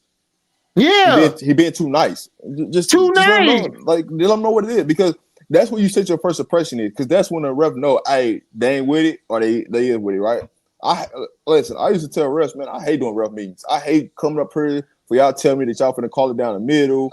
That you know what I'm saying. If you got a question, one second. Let me tell y'all something. I don't know what y'all do on other chats, but if you want to talk basketball in the chat, you can talk basketball. But we're not doing that. We're not doing the disrespecting the chat. Yeah, so I don't care if you've been up here. Oh yeah, Auntie, around here, bro. Auntie, he's a troll. Get him out. He's a troll. He's a troll. Disrespect people that be in my chat all the time. Yeah, bro. Exactly. He's a troll. Restaurant and Rich him up. Y'all see him? Let's go. Listen. If you really listen to the concept of what he's saying, he's not telling somebody to be violent. Let's just get that out the way. He's telling them to, you're going to protect your teammates, but he ain't telling nobody to be violent or do anything, out the way, right? So y'all gotta get things in order. Have some common sense about things and really listen to the conversation about things. That's what I think that's what the biggest issue is, right? Everybody's got a different side of play because they going off based upon what they do and not understanding the brand of the basketball and what the NBA is trying to present out there. The greatest thing that happened is millions and millions of people watched it that ain't really truly never used to watch basketball. So that's the best. That's a blessing in the situation. Now they promoting that. Hey, you know what's gonna come these next 4 games. We set the tone first game. We're gonna see what the next 4 games gonna lead up to because it's gonna be something. And so, but Rob, you're not you're not making your product better if it's a blowout. Then what's the you're not. They don't know. Look, I didn't like David Stern. David Stern knew how to tell the refs, look, keep the game close, like call certain stuff. You can't be calling everything one-sided. It's not going to work because now you're going to lose eyes. You're going to lose eyes for wanting to watch it because you're going to be like, oh, whatever. So my thing is, I'm not saying run up and do it. You got to show some emotion. You gotta every play, you gotta be telling the ref, hey man, you ain't see that? Hey, they doing that too much. You got to work the rest. Auntie said this perfectly. And she said it, and this was before we started doing shows together. She said it perfectly. You have to work the refs. You gotta work them. Yeah. You got to. Don Staley, I love Don Staley so much because Don Staley works the refs. Gino works the refs. Kim, she's notorious for working the refs. She gonna jump up to the 5th row stomping to get her call. You have to work the refs. You can't be down there like, okay, that's cool. Yeah, that's cool. You know hey, what? Man, how's the kids? Are the kids good? Man, F them kids right now. Well, I'm trying to win a game. That. You know who else works the refs? Caitlin. I want Angel to do all the time. I saw Caitlin stand up and have like a minute and a half conversation with the ref. You hear me? Exactly. Right? That's where players got to get to. That's where you get the calls at. That's where that's why Draymond ass get to stay in the game. He'll do some wild ass shit, but then he'll spend a minute and a half talking to the refs. He know about their kids, what their names is, right? You have to build these relationships. Part of this shit is just about who's your network, right? What is the relationship that you built? What have you built in a benefit of the doubt with these folks? Yep. Hey, exactly. Caitlin get that. Caitlin get that whistle. Caitlin get that whistle, but she talk for that whistle. Every time I look up, she talking to the refs, whether she was right or wrong. Yeah, but that's what I'm saying. Draymond will body slam somebody in the game, and then ask the ref how his kid's doing. Listen, I would have Draymond. I would have Draymond set up a personal class and course to work the refs. He is the best. He is the best working the refs. Listen, hey, you laughing, Rob? Listen, he could teach my class. I'll be like, teach them how to do it because look, nobody in Chicago know how to talk to the damn ref. They just all quiet. You want me to give you an answer? Michael Jordan too. He worked the refs. Great. Work the hell out the refs. I just tell Tyler Marsh to call Greg Popovich and he'll tell him how to work the refs as a coach. Right. That's all you gotta do. Greg Popovich is a beast at doing it. That's why he was successful like he did. Yeah, Phil Jackson great at it. Phil Jackson will be sitting down. They'll be sitting in the press conference and bring up something about the refs. We weren't even talking about the refs, man. We was talking about somebody went 100%. They was like, and you know, the refs sometimes they just don't get the travel calls, and then he move on to something. Like, what did he say? Yep, that's how he got more calls for Shaq and Kobe out there. He was telling he would put it in the media, put it out there. That's what you have to do, and these players don't understand that.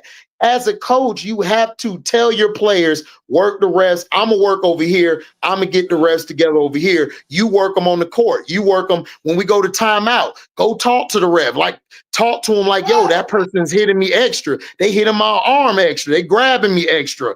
And you'll be able to get in a great camaraderie with the rest. People don't understand camaraderie anymore. You can do that with certain people you need to get your way with. You got to. A lot of y'all women and men do it all the time when y'all want to get some sex. Y'all do that all the time.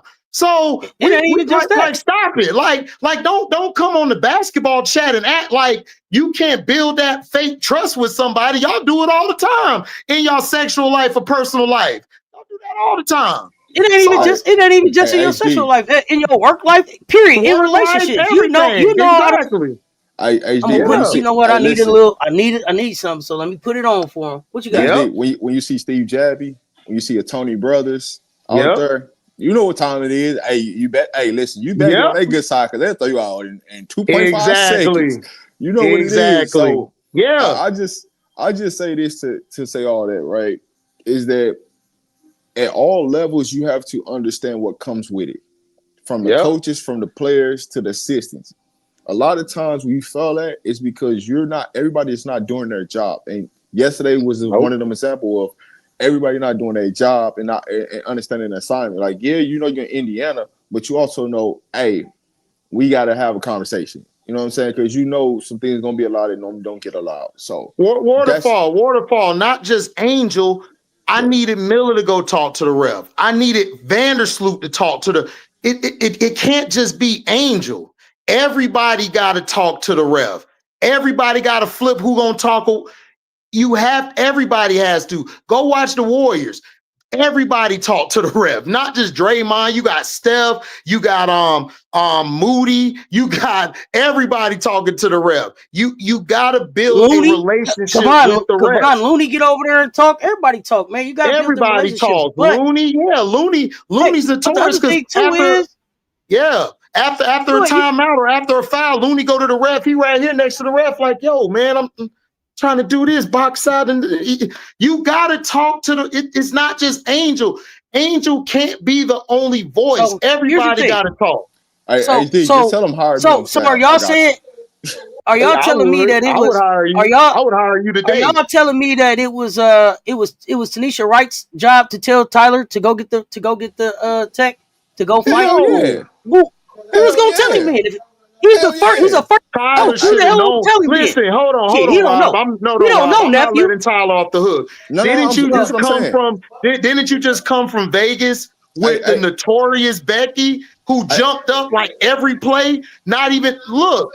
Hey, listen, this is what I'm telling you. Yes, you got an assistant, but he should have jumped up and did it himself. I don't need if my assistant got to tell you, I need my assistants to control the game plan, get the team together. This is what I'm saying. HD. She should have said something like, "Hey man, enough's enough of this, man. You got to get up and say something." I ain't seen her have to hold him back for nothing yet. Rob, did you see her in Atlanta anytime doing anything? But HD, this is what I want you to see. This is what I want you to see. This is what I want you to see. Yesterday, when that shit broke out, he forgot he was the head coach. And you know how I know? You know how I know? Let me tell you how I know. And you so mad at him for this because he did what the assistant coach did, which is hold the goddamn team back. Nobody gets on the floor. And he didn't do it because he's a yes man. He did it because he forgot he was the head coach. He was like, okay, nobody. My responsibility is to make sure don't nobody get ejected. Don't nobody go on the floor. Bro forgot that he was the one in charge in the moment. So that's what he went to, what he's used to. So who is it that's going to tell him on his assistant, amongst his assistant coaches, who's going to be that person in his ear?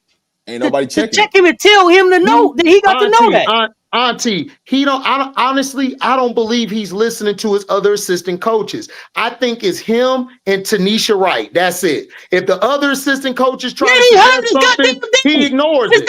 He ignores it. Hey, listen to his daddy. Man, listen. Come on, man. No, he ain't listening to his daddy. He just put his daddy out there. He just brought his daddy on to help with the defensive schemes and that because his dad's a defensive-minded coach. His daddy's just there. Like, look, Tyler Marsh, listen, he thinks he knows everything, and then he just confides in the Tanisha Wright. He comes in there with an arrogant attitude, thinking that that's because of me. I helped Becky win those chips. It wasn't just you. You had Nakasi there. You had other people there helping win. So I'm not buying it. Tyler Marsh to me is one of them guys who's over his head. Tanisha Wright, like Rob said, might take the team over in like 10, 15 games. You might see Tanisha Wright with her bad dressing ass coaching the team. Bro, it's terrible. It's terrible work out there. It's terrible. It's terrible work. Yeah. Like it's terrible. Like he didn't say any. If I gotta tell you when to work or talk to the damn revs or what did I hire you for? I should have just hired bad dressed Tanisha. That's what I should have done. Hey, but all right, so moving forward, right? When you look at the Chicago Sky and the direction that the team going, what are some areas that you really want to focus on that you want to see them improve on throughout the season? And I want You y'all know to what? address that. You know what? This is my thing. I think I the would real move if I'm Tyler Marsh, because to me, all this goes on Tyler Marsh. I'm not giving him a pass. I don't care about the assistant shit. I'm gonna say that. I'm gonna say this I last don't give him point. a I'm gonna say pass. this last point. I AJ, would move Tanisha Wright to the end of the bench. You know where all the water boys and water girls are at? I would move her way over there. And then I would let Renee be my first seat, and I would let Renee get everything. Because listen, Renee had that Nigerian team playing balls to the wall every game. Even if they were getting beat, they still played with a hunger. So I got a question for y'all. They're not playing.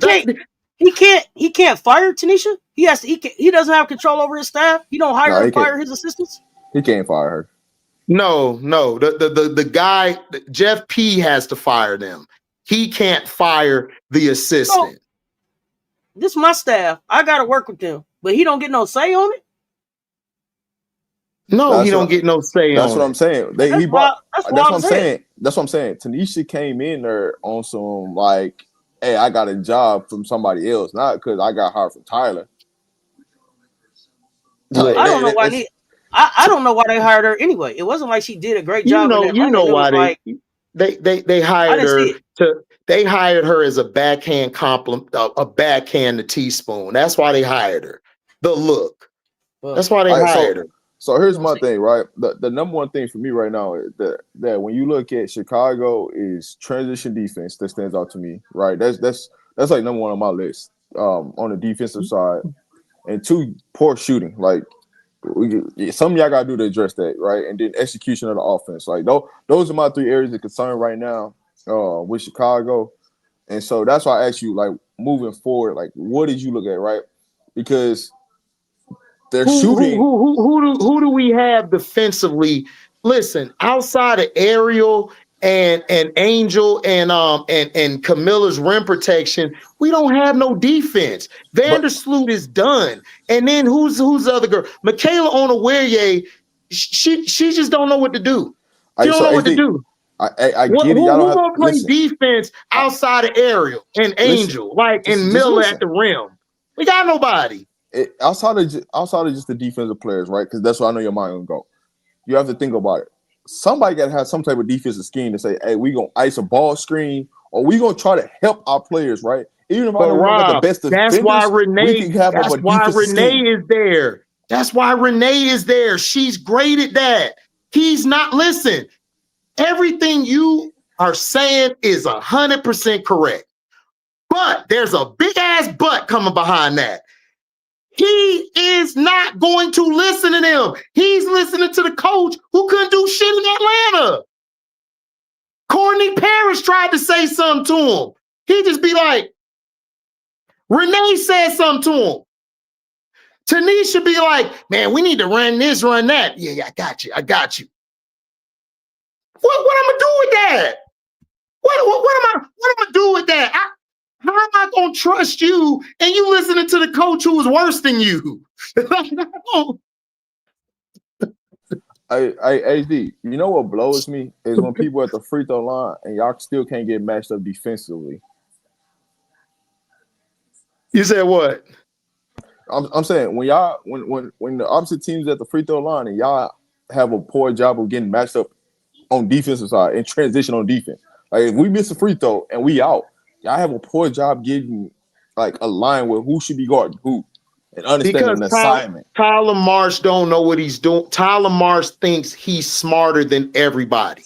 And then all he listens to is Tanisha Wright because she had a head coaching job with the team. He's not listening. Tyler Marsh would listen. This is just the truth. Tyler Marsh was put there because he's a good house nigga. You're a good house boy. You're a good token boy. You took the job. You look the part, and we're going to put you there. And then when the season go bad, Jeff P got a way out of it. It was all Tyler. It's because of him I built the roster. You see how he's planting those seeds? He's planting them seeds way before the season start. And the media's running that all over Twitter, all over all the papers. Yo, it's all Tyler. He's a genius. He's a genius. How are you a genius? You never coached at this level as a head coach. How are you a genius? You haven't shown it yet. It's like me walking into the work. I've never worked here a day of my life. I got experience, but I wasn't the head person or manager. I was under the manager and supervisor. I don't know how to run people yet. Because I can't come in here with an arrogant attitude like I run it. Jeff P put him there for a look and to run a ploy. So Jeff P could get 2 more years to build another sorry ass team. Chicago Sky, good luck. Here's the thing. If the city of Chicago and the Chicago fan base go for the same trick 2 times in a row, shame on y'all. Now, yes. They got y'all the first time last year. Okay, they got you. But if you don't see this same trick coming again, then shame on you. And y'all started off with letting him. Auntie, CC been doing this bullshit since when? Since 12 years old. What I'm talking about. So they gonna get fooled again next year. But I'm saying even with just the setup, like you started this off by you clean house and said we're gonna set this thing up for success, and then you bought the same old Legos in a different color. Hey, HD, I'm starting to think y'all might be on to something. With y'all talking about y'all want to live your mouth so bad. It's gonna look even worse. I told you, bro. Why would you keep Maddie Westbell and you bring her over the hill Sloot in and just start her? And then why would bruh, I'm telling you, it's setting up to do that. Because look, Sivka's a transition player. What does Olivia Miles do well in transition? Maddie Westbell likes to run transition. Angel runs transition. Miller runs transition. They're setting up for Miles to come to the team. It's looking like it. HD, just riddle this, right? Because y'all could have. So here's the thing. Hypothetically, y'all could have dropped her this year, right? So if you put her instead of Kia nursing her, what changes? So nothing. I got a question. I got a question for y'all. When and how do they hold the general manager accountable? They're not. How much? They're not. Listen, Auntie, James Wade. To the owner. Listen, James Wade. I give him so much props for dealing with this bullshit. The people in the offices, they don't care. They don't. So they tell them, well, do whatever you want. They like Jeff P because you know why? Because they're comfortable with him. They're comfortable with Jeff P. But here's my thing. They're not comfortable with somebody who's just going to want to shake things up. But at some point, you have to want to at least get to the money because we in this about the money, right? You in this to make money. So at some point, you're going to have to put a product on the floor that's going to make money. If every time we look up, you restarting, or we're gonna clean the slate and start again, you're not gonna have anything to compete with, right? You're not stacking up picks, you're not stacking up talent on top of talent. You're gonna be in a situation where by the time you get in a position to get some more talent, the talent that you have there is gonna be so sick of the bullshit that they can't wait to get out of there. And so at some point, somebody has to hold the organization and the general manager accountable. Go ahead. Auntie, listen to what look. This whole year was a wash, and I'm going to tell you why. Mm-hmm. He made people believe that they were going to lose a lot of ticket holders because Kennedy didn't come back and Teaspoon didn't come back. So he had to think of some way to promote it as, oh, we're going to be better. We're going to be, it's a salesman. It's a salesman pitch he did. This is what, if you want to hear his pitches, go to the car lot, them old school car lots. The guy with the big belt buckle, with the hat on, with the mustache, doing all this. Like, hey, partner, how you doing? You look pretty good in this Benz over here. Hey, that's what he did to the Chicago Sky fan. He made y'all believe it's still not a rebuilding year when it's actually a rebuilding year. And then next year, he gonna get what he wants. Come on, man. I seen the play. That's why they traded for Ariel Atkins, because they couldn't get a free agent. They couldn't get a free agent to come over. So they said, well, we'll just trade for Ariel then, because Ariel, she's going to stay with the team. It don't matter anything. She's a loyal player. So they're like, okay, we're going to grab her. And then they tried to get Dejanay. They tried to get other players. other players really were like, no, we're not going there because they've heard stories about him. So to clean up their act, they conned Vandersloot to come back because she's a longtime Chicago Sky, player. So they're like, okay, if we bring Vandersloot back, now we can trick everybody into thinking we're trying to be better than what we did. And guess what they pushed, Rob? She won the championship last year when she really had nothing to do with it. So it's like, come on. Washington, like, hit a heist on y'all, right? Of course I know they did. Because they got the op coach over there who backstabbed Teaspoon and they gave him some love. Here you go. There goes Citron. We know the play. I seen the play. I seen the play. They heist out. Oh, y'all. So y'all want Eric Atkins? Because ain't nobody calling checking for her. Y'all want her that bad? Nobody was calling to check in. Let me get that first pick from y'all then. Y'all don't need that? Okay, cool. Bro. Listen, he made every dumbass person out here believe Teaspoon was the reason vets didn't want to go to Chicago. That is a goddamn lie. Because see, I kept telling people I've been watching the W since its inception. Nobody want to go to Chicago because they treat their people like shit. It's the ownership. Maybe why do you have confidence? Why you got confidence that he gonna improve the roster? Let me know. I'm sorry. Go ahead, Rob. Listen. No, what I'm telling you is it has nothing to do with the coach of players not wanting to come there. It has everything to do with the ownership. Nobody wants to deal with the ownership. So until the league forces somebody to come by the Chicago Sky, the same issue gonna keep going on. And so what their goal is, well, we'll just draft players to the team now. Instead of trying to look to go on free agent, we're just gonna keep drafting. And that's why. And we're just gonna keep throwing paint on the wall until we figure out what it is. That's the method to my plan. That's why I said fire Tyler Marsh, Jeff P, and sell the team. Because unless you do those three things, either order flipped, you're still gonna have the same problem the next 10 years. It's gonna be what it is. I think you push more to sell the team first than anything. That should be what if I'm granted. Listen, absolutely. Think about it like this. Chicago already pushing back on them not getting a practice facility. They don't want to fund it because they see it.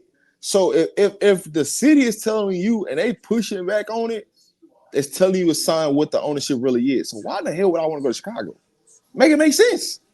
And so somebody's got to start somebody's got to start it off and put up a billboard or whatever they need to do and start this thing going and getting the train going, because the ownership is the true problem to Chicago Sky's situation. Nothing more, nothing less. Auntie, clip that Mario Stewart right under cousin Danae's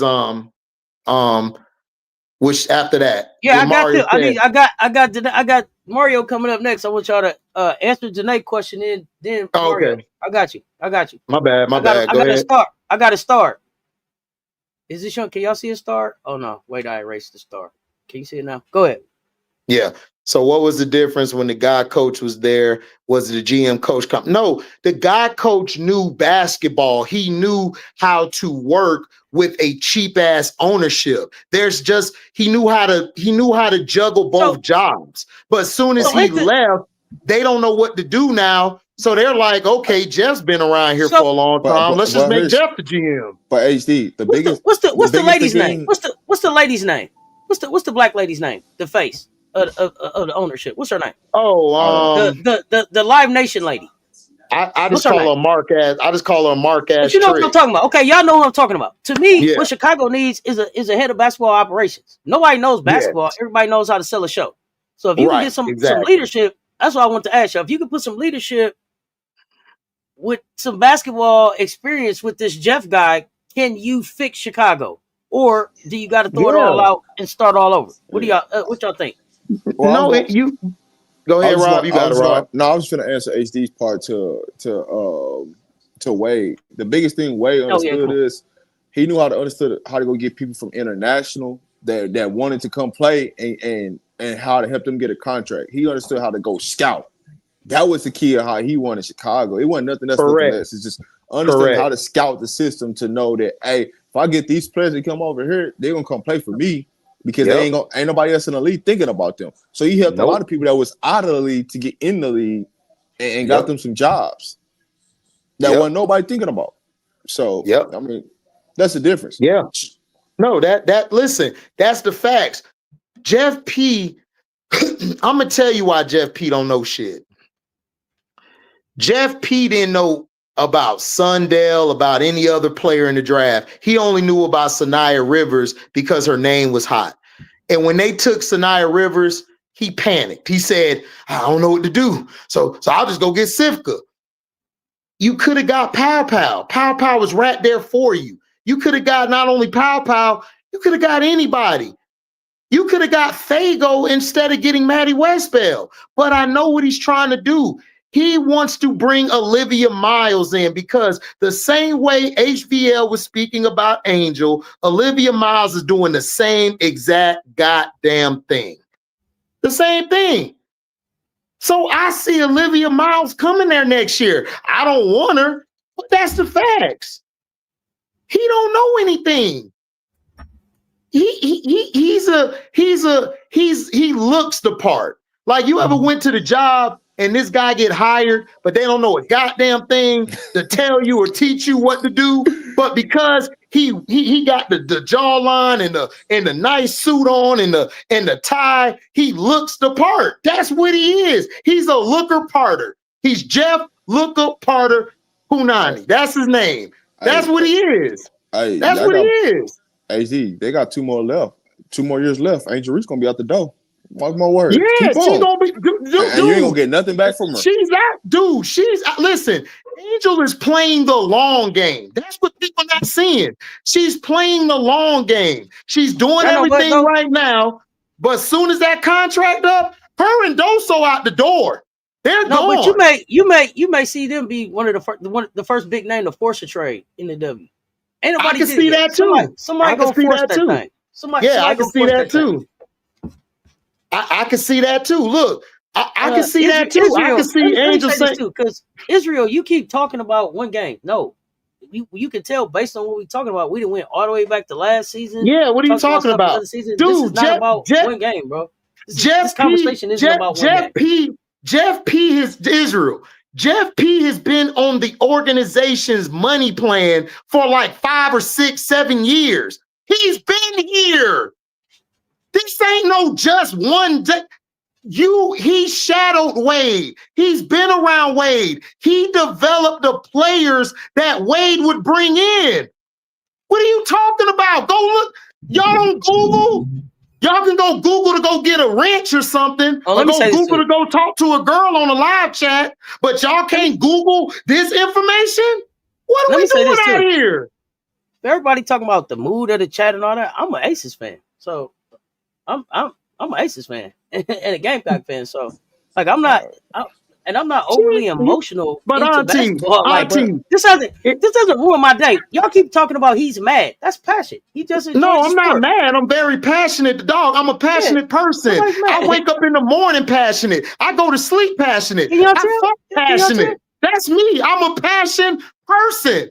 Like when I'm hollering at women, I'm passionate. How I'm gonna get in your drawers next? That's me. I'm passionate. What I'm supposed to do? I'm supposed to say, hey guys, you know we sucked yesterday, Auntie, but guess what? That Jeff P. Rob, that Jeff P. Nobody's mad. Nobody's mad. Hey Rob, you saw that blowout? Hey, we got blown out, Rob. Right. It's another game. It's another game, Rob. Speaking of blowouts, look at speaking of blowouts, man, it's been too many blowouts in the W, it's been bad for basketball, right? And it needs to be more competitive. But I don't think a lot of people came prepared on first games. Throughout, it's been some bad coaching going on. It's been some bad roster construction going on with a multitude of teams in the league. We gotta do something. You know what I'm saying? The W gotta do something. They gotta do some better. Like they gotta do something. They gotta have a sit down meeting with all the owners. Like it's getting bad, man. Too many blowouts. Right. For the first games of the season. Yeah, like up here, we're family. Like this is how we talk. Like Auntie Cess and Rob wouldn't collab with me if I didn't know what the hell I was talking about. And I love the game. Wait till football season. Y'all gonna see me even worse. Like I'm breaking shit. Like you gonna see me breaking, like going in. Why? Listen. Why? Why? Because I love it, Auntie. I love it. I miss those 2-a-days. I miss those 3-a-days. I miss that. You across from me, one-on-one, Oklahoma drills. I miss that. And a lot of these players today know that. They've been getting Pepsi and Coke, and we was out there with the hose, drinking out the hose, ready to play. They not used to that. They not passionate like me. They not. They can't even do Oklahoma drills no more. You know what I'm saying? A lot of drills we have to go through. Got a question. Got a question. Is it bad coaching or poor player and team development? All of it. All of it. It's all right. So look, this is why it's been so bad, right? You look at preseason, right? Everybody that's playing in preseason, they playing players they finna cut. They're not even playing in rotations or like it feels a regular season game. So you spend most of your time in preseason worried about players that ain't even gonna be on your roster, spending time to like worrying about, hey, can they make the roster? Can they not make the roster? And then you gotta cut some players that actually could have helped your team because of roster construction of your team. You gotta cut them because of rules, not because you can't afford them. Because some of these teams could afford them, but they still gotta let them go. So it's just it's gonna take about 5 to 7 games for everything to get better. Luana, Chicago can't afford Don. They can't afford Big Drip. They would have to pay like over 10 or 20. They would have to pay over 20 or 30 mil to get her to coach that bullshit. And they not doing it. And you gotta give her power. And you gotta give her power. And you gotta give her power. You gotta give her power. They not finna do that. Listen. I'm gonna pass out, JSB, but guess what? I got money, so I'm gonna pass out while I'm doing the shit I love with my auntie and my brother Rob. I'm good. I'll pass out. I'll be over here like, I don't care. I'm on the show with two of the best. I love both of these people up here. These my people. So if I pass out, I'm gonna pass out. Man, that's what we do around here. Send your location, man. We're gonna send help. All right, this is what I'll say to you. Oh, don't worry. I got family here. I'm good. I'm good. Okay, yeah, we don't want to happen to you. We need you back next Sunday. Hey, the W is the only place. Give me the IV. Oh, I'm ready. Let's go. He back. Y'all talking about Don Staley taking over. The W is like the only place where they will give you ownership, the GM, and the coach. That's the only league that allowed it to happen. Ain't no other league that allow it. So if you how long you think that? How long do you think that? How long do you think that stays? This new CBA finna change that. You think the new? I was gonna say. I don't know, man, because what I heard is NECA the reason why we got these bullshit protected contracts. You know it. Hey, listen, she was doing it to try to help her sister. That's what she was doing it for. But in the end, you know what I'm saying? They just got rid of her sister. But she got a better contract at ESPN, so. Yeah, she should with all that ass back there. She should have got that contract because that's the only reason why I see her up there. Cause she be over there just glazing. I just be like, stand up and just poke, just touch that button on the screen. That's it. That's all I need you to do. That's it. Well, the more money got to start rolling in too, but right. Not you selling your Sky Indiana tickets. What? Facts. Oh my goodness. Listen, I'm telling you, listen, that's the only reason why she got that extra bread at ESPN, dog. It ain't because of her analysis. I'm telling you, she walked in that office. You don't think understand the script though? She understands the script. You gotta give it that. Hey, whatever ESPN tell her to push, she gonna push. But here's the thing. Of course. But here's the thing.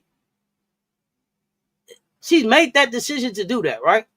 Like nobody is forcing that issue. She's made that decision. Like, hey, this how I'm finna go secure my bag. Yeah. No, listen. I respect the hustle. Do your thing, but I gotta call it what it is. That's what I was gonna ask. Can you respect the hustle? That's what I was gonna ask. Do you respect the hustle? She getting money. She getting paid. All right, so this is my question. Who do we need to lead this charge with the CBA? Not whoever is in charge right now. What person do we actually truly need to get this CBA right? What person would you pick to run this instead of the people who's actually in charge right now? Can we bring old players back? Pick whoever you want. I want Cheryl Swoops in there. I want Swoops in there because Swoops don't take any shit. She's very knowledgeable. She knows what's going on, and she to me has the player's best interest. She just has it. Lisa's okay, but I would want Cheryl.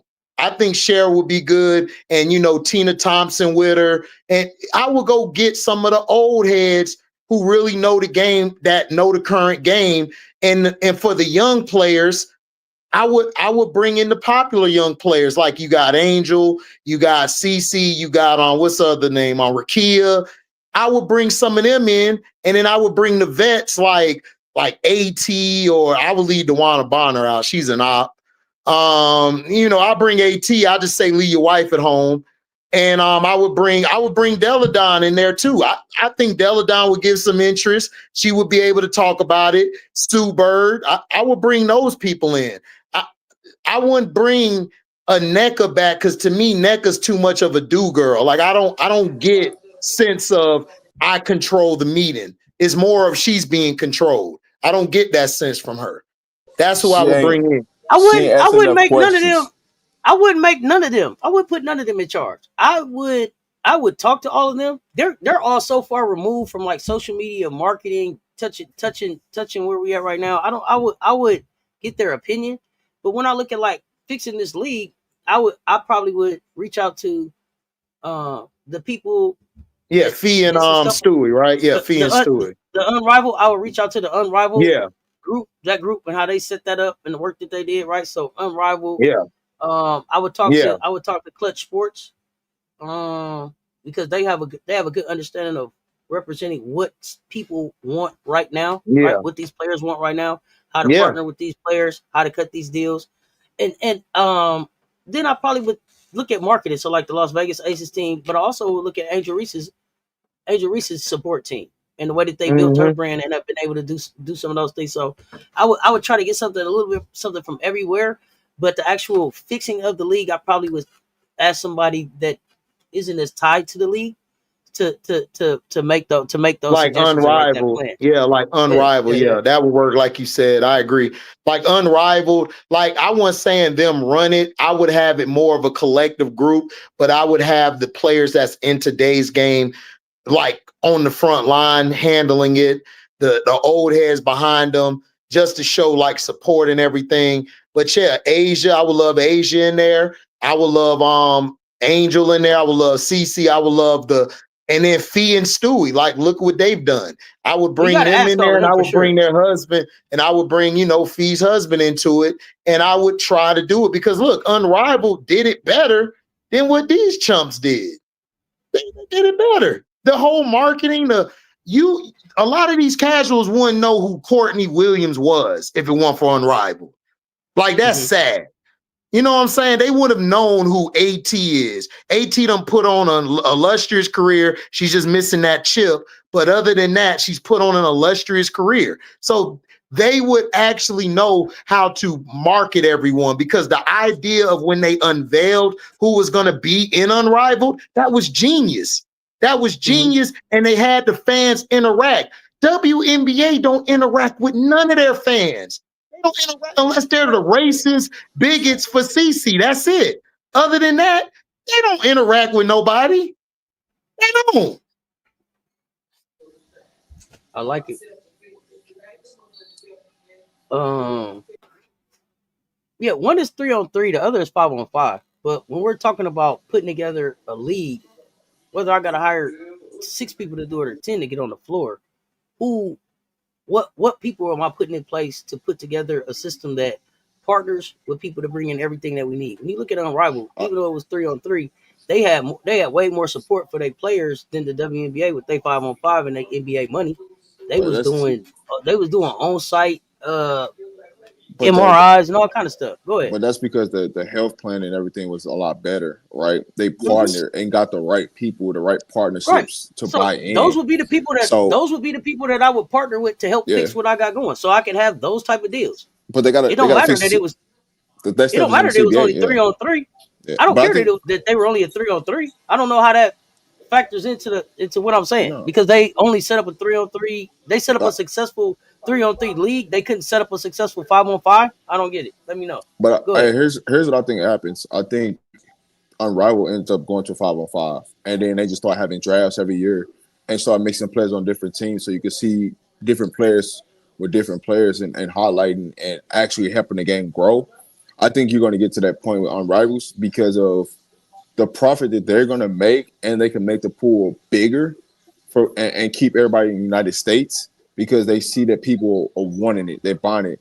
Now it's all about, can they push the season in a different realm for it to grow even more? In a sense, Yeah, but so they got a good product. Yeah, and when you're talking about the money, when you talk about the money, Unrivaled, what you're meeting with these people for is to see how they built these partnerships. No, Right. Nobody would go and raise 3-on-3 money for a 5-on-5 team.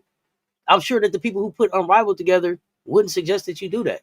So I still don't get how they only know about 3-on-3 would make Unrivaled and the people that put it together not a good source of information for how to build out and improve your brand and your league. But It's stubbornness. Make it make sense for me. Make it make sense for me. You know what it is. We don't want to learn. Yep. It's the stubbornness. We don't want to learn because you putting out a better product. You out marketing us. Like just think about it. Before the season of marketing, during the season of marketing, and even after the season of marketing, right? The man, you don't even know who really playing because they ain't really marketing. Exactly. That's why I said. That's why I said, big names. The way that y'all market it, let me know. The way that you was able to raise your money, let me know. Because I need to be following a blueprint like that and not this old style NBA blueprint that I'm trying to follow because number one, my fan base isn't the same and people don't support it the same. The people don't financially support it the same way. So let me see what's different about how they moving in women's basketball versus just basketball in general. Yeah, I mean, at the end of the day, it's basketball. It doesn't matter if it's 3v3, 1v1, 5v5. It doesn't matter. You can promote the game better. What promotions from the WNBA shows you anything? All I seen them do was market Caitlyn. That's it. They didn't market nobody else. They haven't marketed the reigning MVP, 3 MVPs and 2 finals. I mean, and won 2 finals. They haven't marketed her. Like, it's because of her genius that we know about A1s and Asia and all of that. Like, everybody got nothing to do with that with Asia. Asia decided to do that. They don't know how to market us unless it's going off of our emotions or it's going off of pushing an agenda. That's the only way they know how to market blacks. Listen. They did a bad job to the defending champs right now. New York Liberty. You wouldn't even know they was champs last season. New York. If y'all think that Unrivaled is just some developmental league that'll just be here for overnight, I don't think so. No, I don't think so. Because listen, Auntie and Rob, New York has how many games compared to the Fever on TV? I don't know. Fever got 40 some games on TV this year. Right. How many? The Liberty? Liberty got 20 some. And then also, y'all have to tell me. I don't have. Also, they're talking about the link. Drop off. They're talking about the links are the favorite and all of this, but you haven't promoted the links. You're not even putting them on national TV like that. Where does that make sense? You think that's what I'm talking about? You think marketing? You think Cheryl Swoops? You said Cheryl Swoops had a shoe deal before the WNBA didn't. She was marketed. I don't know what you're saying. That's what I'm saying. Like, what are we talking about? Like, they're not marketing anything. They're not giving you. They're not interested. Look at the rookie things. We didn't even get the rookie interactions that we wanted. We barely even knew it was a draft. And then the reason we knew last year's draft is because Angel got so many followers and CC was coming in. You don't even know about Rakia and all of them. Hey, you can ask 90%. Probably you can ask 100 people about the rookies. Probably about 10 people can really tell you who's in the rookie class or even understand what's going on in the rookie class. Exactly. So that's the point I'm trying to make. Like, yeah, political. The WNBA is only trying to attract a certain audience. White conservative makes that's why they only market CC. Exactly. That's why she got the most games. That's why they only talk about her. They don't talk about the Liberty. They don't talk about the Lynx. They don't talk about the Aces, which is a damn travesty. It's like the Aces and Liberty don't get talked about, but they've been the best teams the past 3-4 years. So it's like, what are we doing out here? You're not going to market the game by marketing one player. You have to market everybody. Because when that player isn't on national TV or even on the other networks, if she's not showing, then what? You're not making money. So I think the owners won the last CBA. The players should win this one because it always goes back to one, right? When the owners win, the players win, the owners win. It switches back. So the players should be in favor on this CBA. So let's hope we get, the right situations, the right bagging overall from marketing standpoint. And then all these teams get a practice facility, and all the flights and all that stuff to good. That's all. That's what I'm hoping for in the situation. So no, Shank. She's not the best player in the game. It's a bunch of players who will bust CC ass. Like, seriously, she would get her ass busted by a lot of players in the league. They just don't show those other players. What makes her the best player in the league, though? That's what I'm saying. She doesn't have a bag. She's only like offensive. Everything else she's not great at. Like, what makes her the best? So if I put her in a one-on-one against the best guards in the league, you think she's gonna dominate them? What are we talking about? And then the league lost a lot of money last year. It's like, what are we talking about? Y'all got to stop being brainwashed, man. Y'all got to start actually doing research and actually looking at the game and looking at things instead of going off of what everybody else is saying. Like, seriously. HD, they pushing her to be the face of the league. That's what they doing. HD, you know this. I said it last year. I said it last year, Rob. I said they're going to push her next year. They're going to stack her team up. They're going to give her the whistle. They're going to let her do whatever she want to do. They're making her the face of the league. That's what they're doing. I've been knew this. I predicted this a year ago. I predicted this 2 years ago. Like, people just slow because now they're hearing me. So now they think, oh, you're just hating. When I've been saying this shit since she was at Iowa, since she was in high school. I've been telling everybody they're going to make her the face of the league whenever she comes out. Because it's popularity. It's not about who's the best. It's about who is popular. It doesn't matter no more who the best. It's always been like that. You push it. Hey, man, y'all got to stop. Hey, listen, y'all got to stop supporting losing now. You gotta stop doing this, man. Right.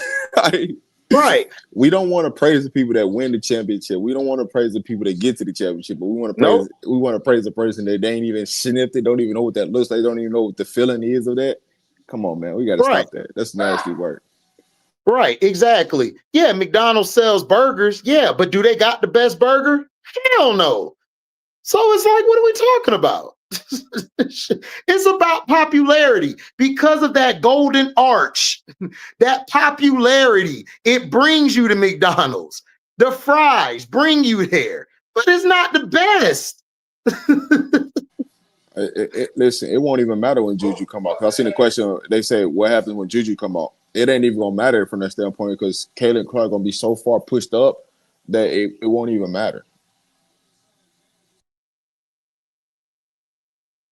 That's what I'm saying. Like, it's like CC's triple-double yesterday. She stat padded the whole second half. Like, look, CC is a good player. But when I look at players, when LeBron came in the league opposed to her, Bron had the body to play with bigger men, bigger competition. He still was putting up points and doing his thing. CC is being allowed to do everything. Bron wasn't getting these much foul calls his first year. In his second year, Bron wasn't getting all of this. Like, what are y'all talking about?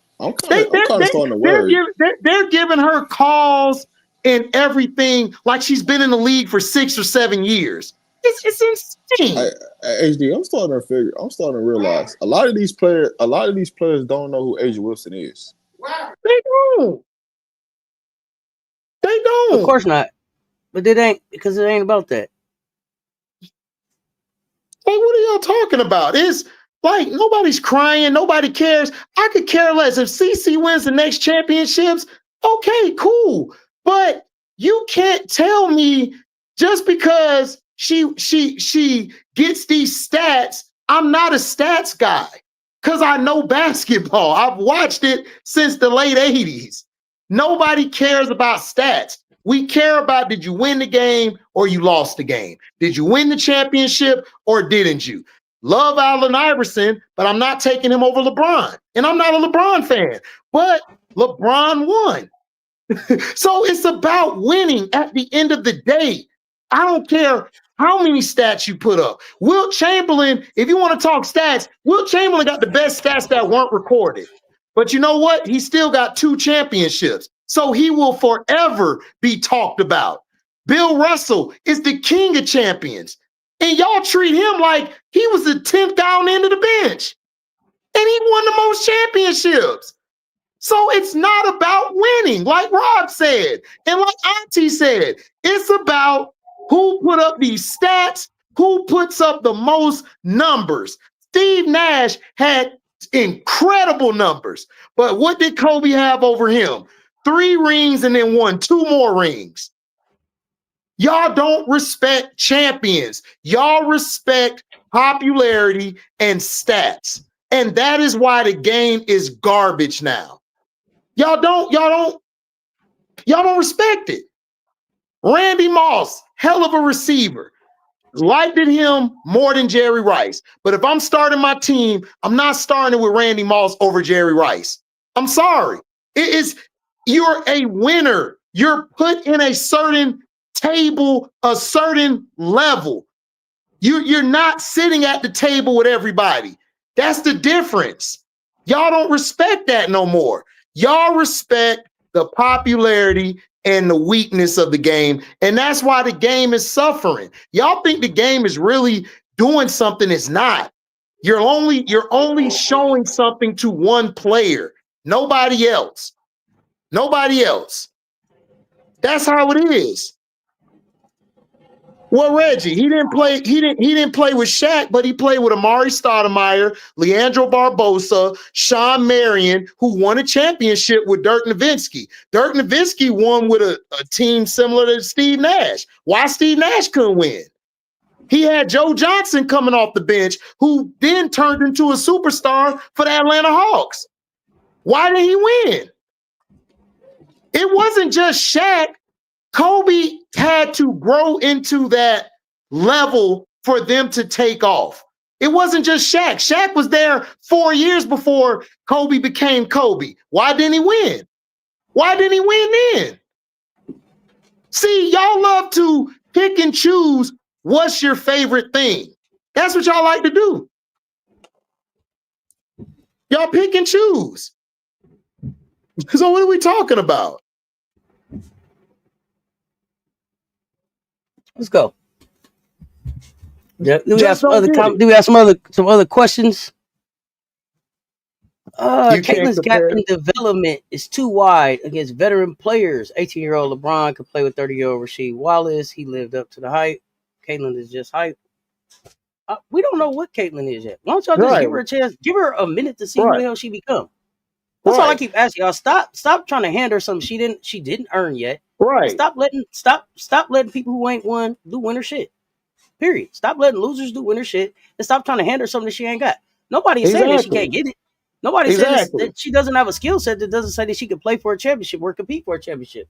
But let her get the goddamn championship first. That's all. Right. Y'all are giving her, giving her everything and not letting her earn nothing. That's what's pissing me off. Because y'all didn't do that with anybody else. You know what it is? You know what it is? It's like we already been here, and then y'all coming in here like it's some new people coming in, and we already been in here. Like, read the room. Right. Y'all in here like y'all done bust up in here like y'all done found something new. We been here. WNBA been here. They been hooping. Does she hoop? For sure she does. But she ain't the best to do it. She ain't the best to do it. It's what is it? 100? What is it? 144 of them out there this year? Yep. No, I take that back. 156 or something like that. 156. Mm-hmm. Period. Yep. Like y'all busting up in here like y'all showed up with some new money. Old money been here. Right. Y'all coming in place acting like new money. That's what turned old money off. Y'all act like y'all ain't never been nowhere before. That's all. Let her earn it. That's all. Earn it. That's it. Listen, Brianna Stewart can talk shit because she earned it. Sabrina can talk shit. She had a bad performance. No, here's the thing. Angel don't get a pass. Angel don't get a pass. Ain't nobody talking about Angel like she no goddamn WNBA champion, but you know she is a national champion. Right. So what are you talking about? Why? You know what CC's not? You know what CC's not? A national champion. Auntie, she hasn't led anybody to a winner to anything. Auntie, why can't Angel just be a player that grows? Y'all are bashing her like she's been playing in the W for 10 or 15 years. Like, but all of them should be able to be a player that just grows. All of them should be able to be a player that just grows. And they get so caught up in us saying that us not talking about CC, that it's not about CC. What we're talking about is if the actual ultimate goal of the WNBA is to grow the brand and to grow the conversation around women's basketball, then let's make sure that we are marketing everything. Stop leaving money on the floor. CC is good. That's great. That money is coming. But we left nine other bags out there. I'm here for all the bags. I'm here for all of the money. Right. That's what we're here for. Because even if you do it in smaller pockets, regionally, nationally, for some people, get all the money. Right. But listen, even like y'all don't understand. Like if you promote every team, there's other teams that's selling out arenas. They're selling out arenas. You're not even talking about it. Y'all, you're not going to make money by promoting one person. NBA champion. Don't do that. Yeah, Larry Bird won the NBA champion. But Larry Bird, and he earned it. He won the championship. He earned it. And he earned it. Yeah, Larry Bird wasn't given anything. He came in and took it. That's what you're supposed to do. Magic came in his first year, took it. And he won in college. So we're just saying, we're not saying CC can't be great, but hold her to a standard of the rest of these losers out here until she wins. That's all. That's all we saying. Kelsey Plum, I'm gonna respect Kelsey Plum because why? She got two of them things. She got two of them things. She can talk her shit. She won. Jackie O can talk her shit, even though she started talking. That's my dog. But J.O. people were saying, oh, she just now started talking. J.O. been talking. She just don't talk with y'all because she a champion. Champions have a different talk. Brianna Stewart probably has the best college resume we've ever seen. And y'all treat her like shit. Oh God, bro. But for those of y'all that keep telling me the WNBA didn't make no money, they wasn't bringing in no money, they didn't make no revenue. Who the hell keeps a failing business open for 28 years? Just for the hell of it. Just for the hell of it? Like, what are we talking about? Right. Exactly. So that's what I'm saying. Like, what are we talking about? Like you guys, y'all just spewing things out. Ken, the NBA, and then Dion, you in here, the NBA don't even own all of the teams in the WNBA. Right. Period. They don't. It's not like they own only a few of them. They don't, not a few, they own like some of them, but they don't own all of them. You know what else I noticed too? This is what I wanted to say too. Hey, some of y'all parents really need to hit my Cashapp because all y'all kids running loose in the chat and shit, unsupervised. Get your kids, man. Get y'all kids out the chat. Really, please, come get y'all children. Go ahead. They own 40% of the entire league, so 60% is owned by somebody else. Let's go. Right. So that's the point. So y'all will keep looking at this. The stands, the stats, and that this is selling. There's other places selling out. They're not marketing those places because they just want to market CC. And CC not even getting a big bag out of all of it because all of the stuff she go to somebody else. So that's the point I'm trying to tell you, is that in order for your business to grow, you have to market the players. They're not marketing the players. Angel even said it. If my teammates get more shine than me, I'm good because that's growing the game. Because now I know who Camilla is, which I should have been known who she is if you're a fan of the game, and other players on the team they know about. Y'all didn't even know nothing about Ariel Atkins until she got traded over there. Y'all ain't know nothing about her. And Ariel Atkins is what? A champion. She won, and she did a whole lot for that team. So Natasha Cloud, y'all talk shit about Natasha Cloud, but she's a champion. She won with Don Washington. So all of these players have played before. Y'all disrespected DeWanna Bonner saying, oh, Caitlyn finna win the chip for her. Like she ain't walking there with two of them things already. Like what Natasha, they didn't even know. They didn't even know she had two. They was like, "Do she got a chip? Do she got a championship?" And she was like, "I got two." Okay, right. That's what they did, and then they treated what's her name? Y'all shitted on her too. Damn, what's her name? Oh man, I can't think of it. Oh yeah, Aaliyah Boston. Y'all shitted on Aaliyah Boston all last year. Get traded like she didn't win a national title, like she don't have credentials. Now all of a sudden y'all like her after yesterday. y'all, I swear y'all blow me. Y'all blow me, dog. y'all was saying Aaliyah Boston ain't look good and unrivaled. She ain't this. Now y'all Aaliyah Boston fans now. And then if y'all like Cece, why didn't she stand up for her teammates when they were getting vitriol thrown their way? I can't wait for the first game they lose. I'm going to see how many of you fans keep the same energy.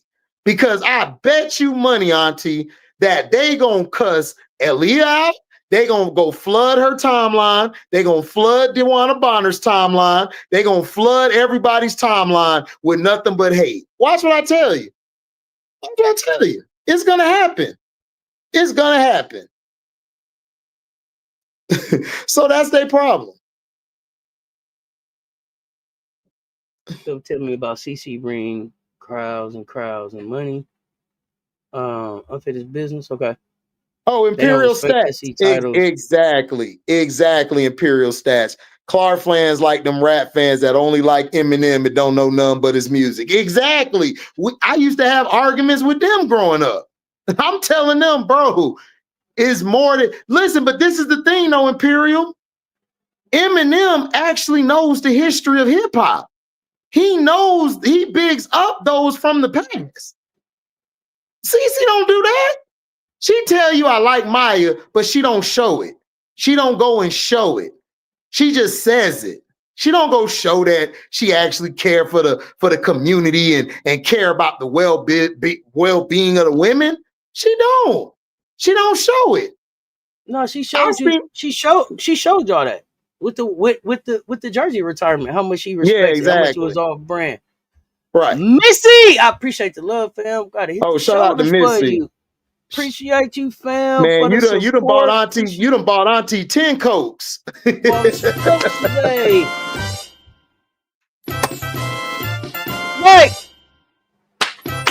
Let's go, baby. Sound of money. We love it. Let's go. The money. Cousin Missy. Yep. Angel Reese breaks records. We know that. Points generated, right. 3 taken. Those stats equate to height. Oh yeah, of course we know that. We listen. I done seen the game for a long time, and only thing to change, Rob and Auntie will tell you, is the players and the names. That's all to change. That's all to change. The skill set. And the skill set. Yeah, and the skill set. That's it. Nothing. I mean, we've seen this before. We know what's going on. Y'all just don't because y'all here now. But let me tell you this, though. When CC retires, we'll see how many of y'all are still around. We'll see. Because the NBA, if it wasn't for that 1996 class, they would have been dead in the water if it weren't for that 96 class. The fact that you said at retirement, CC is going to be remembered as the female Steph, let me know that you probably don't even watch Steph. They're not even the same type player. They're not the same player. Can Steph shoot? Can Steph shoot a logo 3? Absolutely, he can shoot a logo 3. Is that what his game is based on? No. Does she No. does she have the cardio that he got? Does she run and move and make the cuts and plays that he No. makes? No. Dude, not at all. No. Stop that. Let CC be CC. When she retires, Yeah. she'll be the greatest CC that was here. She'll be the greatest Clark that she could be. Let her be that. Yeah. Yeah, exactly. Let her be that. But all that, she's not Steph. So how was your impression about Paige's first game? What was your impressions?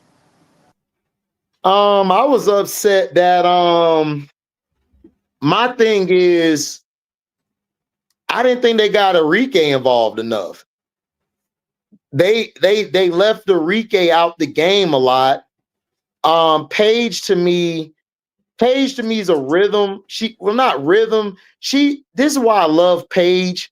Paige knows how to play to the game. Like she knows when I can get off and I know when I could get my team off. I felt like I wanted Paige to get AO going and Alyssa Smith going a little more early because then Paige could be Paige throughout the game. Because if you don't have Alyssa interested, she's going to check out. People, it happens. That's what some players do. They need at least to touch the ball to be involved. Enrique, to me, she's trying to play without the ball a lot, but it's kind of hindering her because she's so great at the ball in her hand. And I think if her and Paige could flip a little bit, I think it'll be even better because I like what I'm seeing from the team, like the pieces. Now, the thing that's going to hurt them is the bench, like Big T coming in. Big T just don't fit the team to me. Because Zaza and Quinterly want to run. They want to run, get to their spots, and let it fly. Yeah, T just don't fit to me. And I like Hans Allen and Seagrass, and I think I would have Seagrass start instead of Alyssa because I think Seagrass would fit better with what they got in the starting lineup as opposed to Alyssa. Because to me, Hans Allen's a better than Alyssa Smith. She just is. Like everything she does. Rebounding, running the floor, post up, making the extra pass, and she can shoot the three better. That's what they need, though. And Alyssa she can come on that second unit and be a monster. She could be. Bro, with Rob, look at it. Her, Zaza, Quinterly, Charles. I like Charles. Charles is that utility player. I like her. Man, that'll be a dangerous lineup. I would go with her on the bench. If she could just swallow her pride and say, I accept it, man, Dallas would be dangerous. Dallas would be real dangerous. It's gonna take them about 5 to 7 games for the AO and Paige thing to figure out. But I think they'll hit a stride where they figure it out and it's gonna get rolling. The biggest thing is, understanding how to use AO now. Now that you actually have a guard next to her that can get their own shot and be more impactful in the game. She never played against one of those. So now play with one of those. So now that she has it, you know what I'm saying? She used to play with those wings so she can control having the ball. Now you actually got a guard. It's different. Mm-hmm. Yeah, it is. And I think that's why I said I would let AO control the ball early because Paige can always get her. She can always bring the ball up. But I need Enrique to be interested. Because if Enrique's not interested, then she's going to get the ball and go one-on-one real fast when she don't really have to. That's just how she plays. And if I can let her get the ball, get her thing going, scoring some buckets, hell, even when she gets downhill or making assists to the corner or somebody coming through the lane or a back cut, that gets her involved. Like she feels a part of it. Like people got to understand sometimes just touching the ball makes you feel like you're involved. You don't need to do something with it all the time. You just got to feel like, okay, I'm a part of the game plan. I'm a part of it. Because listen, if AO and Paige can figure that out, I don't see a lot of teams beating them. Like the lower teams, like 5 to 11 or 12. I don't see them beating them. Here's my thing. I want to see them run her off a more pin down screens. Keep the ball in Paige's hand, but run her off more pin down screens. I agree. Think that would help AO's game just off that because the biggest thing is learning how to play without the basketball. When you figure out how to learn how to play without the basketball, that's when you become elite. You know what I'm saying? Mm-hmm. Like she's elite, but she can go to a different status when she learns how to play without the basketball. Because she can get her shut off on anybody. It's just becoming elite to understand how to play without the basketball. Those are the things that she figured that part out. They good. Yeah, and I love Ty Harris, man. Ty Harris that was a great pickup for them. Ty Harris is going to be good, and once she gets acclimated with everybody's style and how they want the ball, they're gonna look. I like Dallas. I think Dallas is a sleeper team. I think people not really giving them love because I guess they hate on Paige a lot or something, or they think AO can't be the player that I know she can be because I saw her do it at Notre Dame. So I know she could be that player. It's just that you have to give her that shot. And I think they need to let her get going early because it'll make it easy for Paige. Like, let her be Paige's AZ Fudd. Like, let her be that. And then Paige don't need to be the leading scorer. I don't know why people want Paige to be Diana Taurasi. She's not. She's Paige. She can do way more stuff than Taurasi could. Not saying Taurasi is a bad player. I just think she could do a lot more. Taurasi was pure score, take your heart out, buzzer beater in your face, and talk about your mom on the court. So Paige gets going, and then when it's time for Paige to step up, it's easier for her to do it. So I want to see more AO go off a little bit early, and then Paige can like cruise through the game, and then when it gets to the last minutes, her AO will have that rhythm where they could go off at any time. I love Dejanay.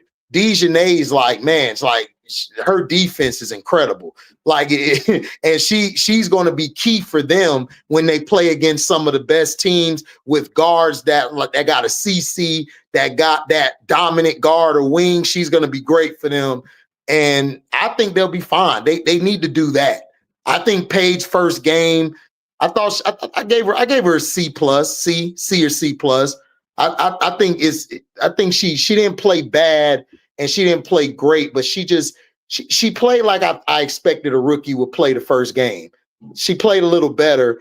Like her poise was very good. Like her body language, like she didn't get down on herself when she wasn't making shots, whereas most rookies would. So I think Paige would be fine to me. What's your thoughts, Auntie? Before I do that, thank you, hello, for the love. I appreciate this.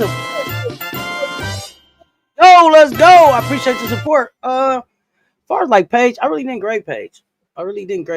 But I am looking at Dallas as the coach first and the GM. I don't have a grade for Paige until I see what kind of plan that they put into motion. So Dallas overall, I'm concerned at the way Big T walked off. I'm concerned that they didn't have to lose that game. I'm excited about what AO and Paige could be. I'm excited that it looks like AO is buying into like not having to be ball dominant. But I don't know what's missing, and so I don't know if it's the 5 spot. That's gonna hinder Dallas. But I didn't come into it like, yo, what is Paige gonna do? I came into it like, okay, Kurt, you came over here. What's gonna be different from here versus at LA? So I didn't come in with a real grade on Paige, but just, she was comfortable on the floor. She was Paige. She's not gonna make a bad pass. She's not gonna take a bad shot. She's gonna make the right play. So I expect that from her. She didn't look shook. She didn't have a deer in headlights type of thing going on. I want her to get a little bit more comfortable with getting her shot off. She took 2 threes, didn't make them. But other than that, like, I want to see her be able to do that. But right now, my eye is on the GM and the coach. Who are you? I told you that's Kurt Miller boyfriend, man. Yeah, so this is what we're gonna find out. Can he coach? I don't care nothing about him if he your boyfriend. Can he coach? I don't know. I don't think he can, but we'll see. Now I know we got about 15 minutes. Nola need to take over with her paper. It's interesting to see It's interesting to see where these coaches are, right? These assistant coaches, will they be the next ones? But I think that unfortunately for the WNBA, the best coaches may be in college basketball right now. And they that are. just may and that just may price them. That just may price them out of competition for being able to hire them. But I know we got a game coming up in less than 15 minutes, so I'm gonna get ready to get out of here and get ready for that live. What y'all got for the rest of y'all days? Rob, HD, what y'all got? I don't know. It's up in the air. Either I'm doing a show or I'm just doing regular old night hours. But I'm finna finish watching these games. That's it. Hey, y'all know I got the Colorado show tonight, so y'all tap in. Coach Dre be doing this thing. So if y'all want to hear some Colorado boys, just tune in to the platform. Yeah. Yep. So I got the game coming up here in the next few minutes or so. It's supposed to be like 13. I don't know if I'm gonna be here right at the beginning of the game, but I'll be up Mario, Golden State, they're tanking. When you get rid of those two players off they could have actually beat the Sparks opening night, but they got rid of their two players off the bench that could have gave them that punch. Because I'm still not sold on the Sparks. I don't like their bench too much, and Plum is chucking up way too many shots for my take. But hey, we'll see. Yeah. It let me could tell work. you too. If y'all make sure y'all ran the lights up on all three platforms. If you're not subscribed to all three platforms, make sure y'all subscribe. Make sure y'all got y'all VIPs in order so y'all don't miss the VIP drops. We got VIP content coming. Like I said, I'm back in a few minutes for the game. I'm back at 11 for the CC show. Back tomorrow for noon hot takes. Now what? And now joining the conversation. So y'all be on the lookout for the drops. We appreciate y'all pulling up, rocking with us. Until next time, y'all know what it is. Y'all stay tuned. Talk soon. We out.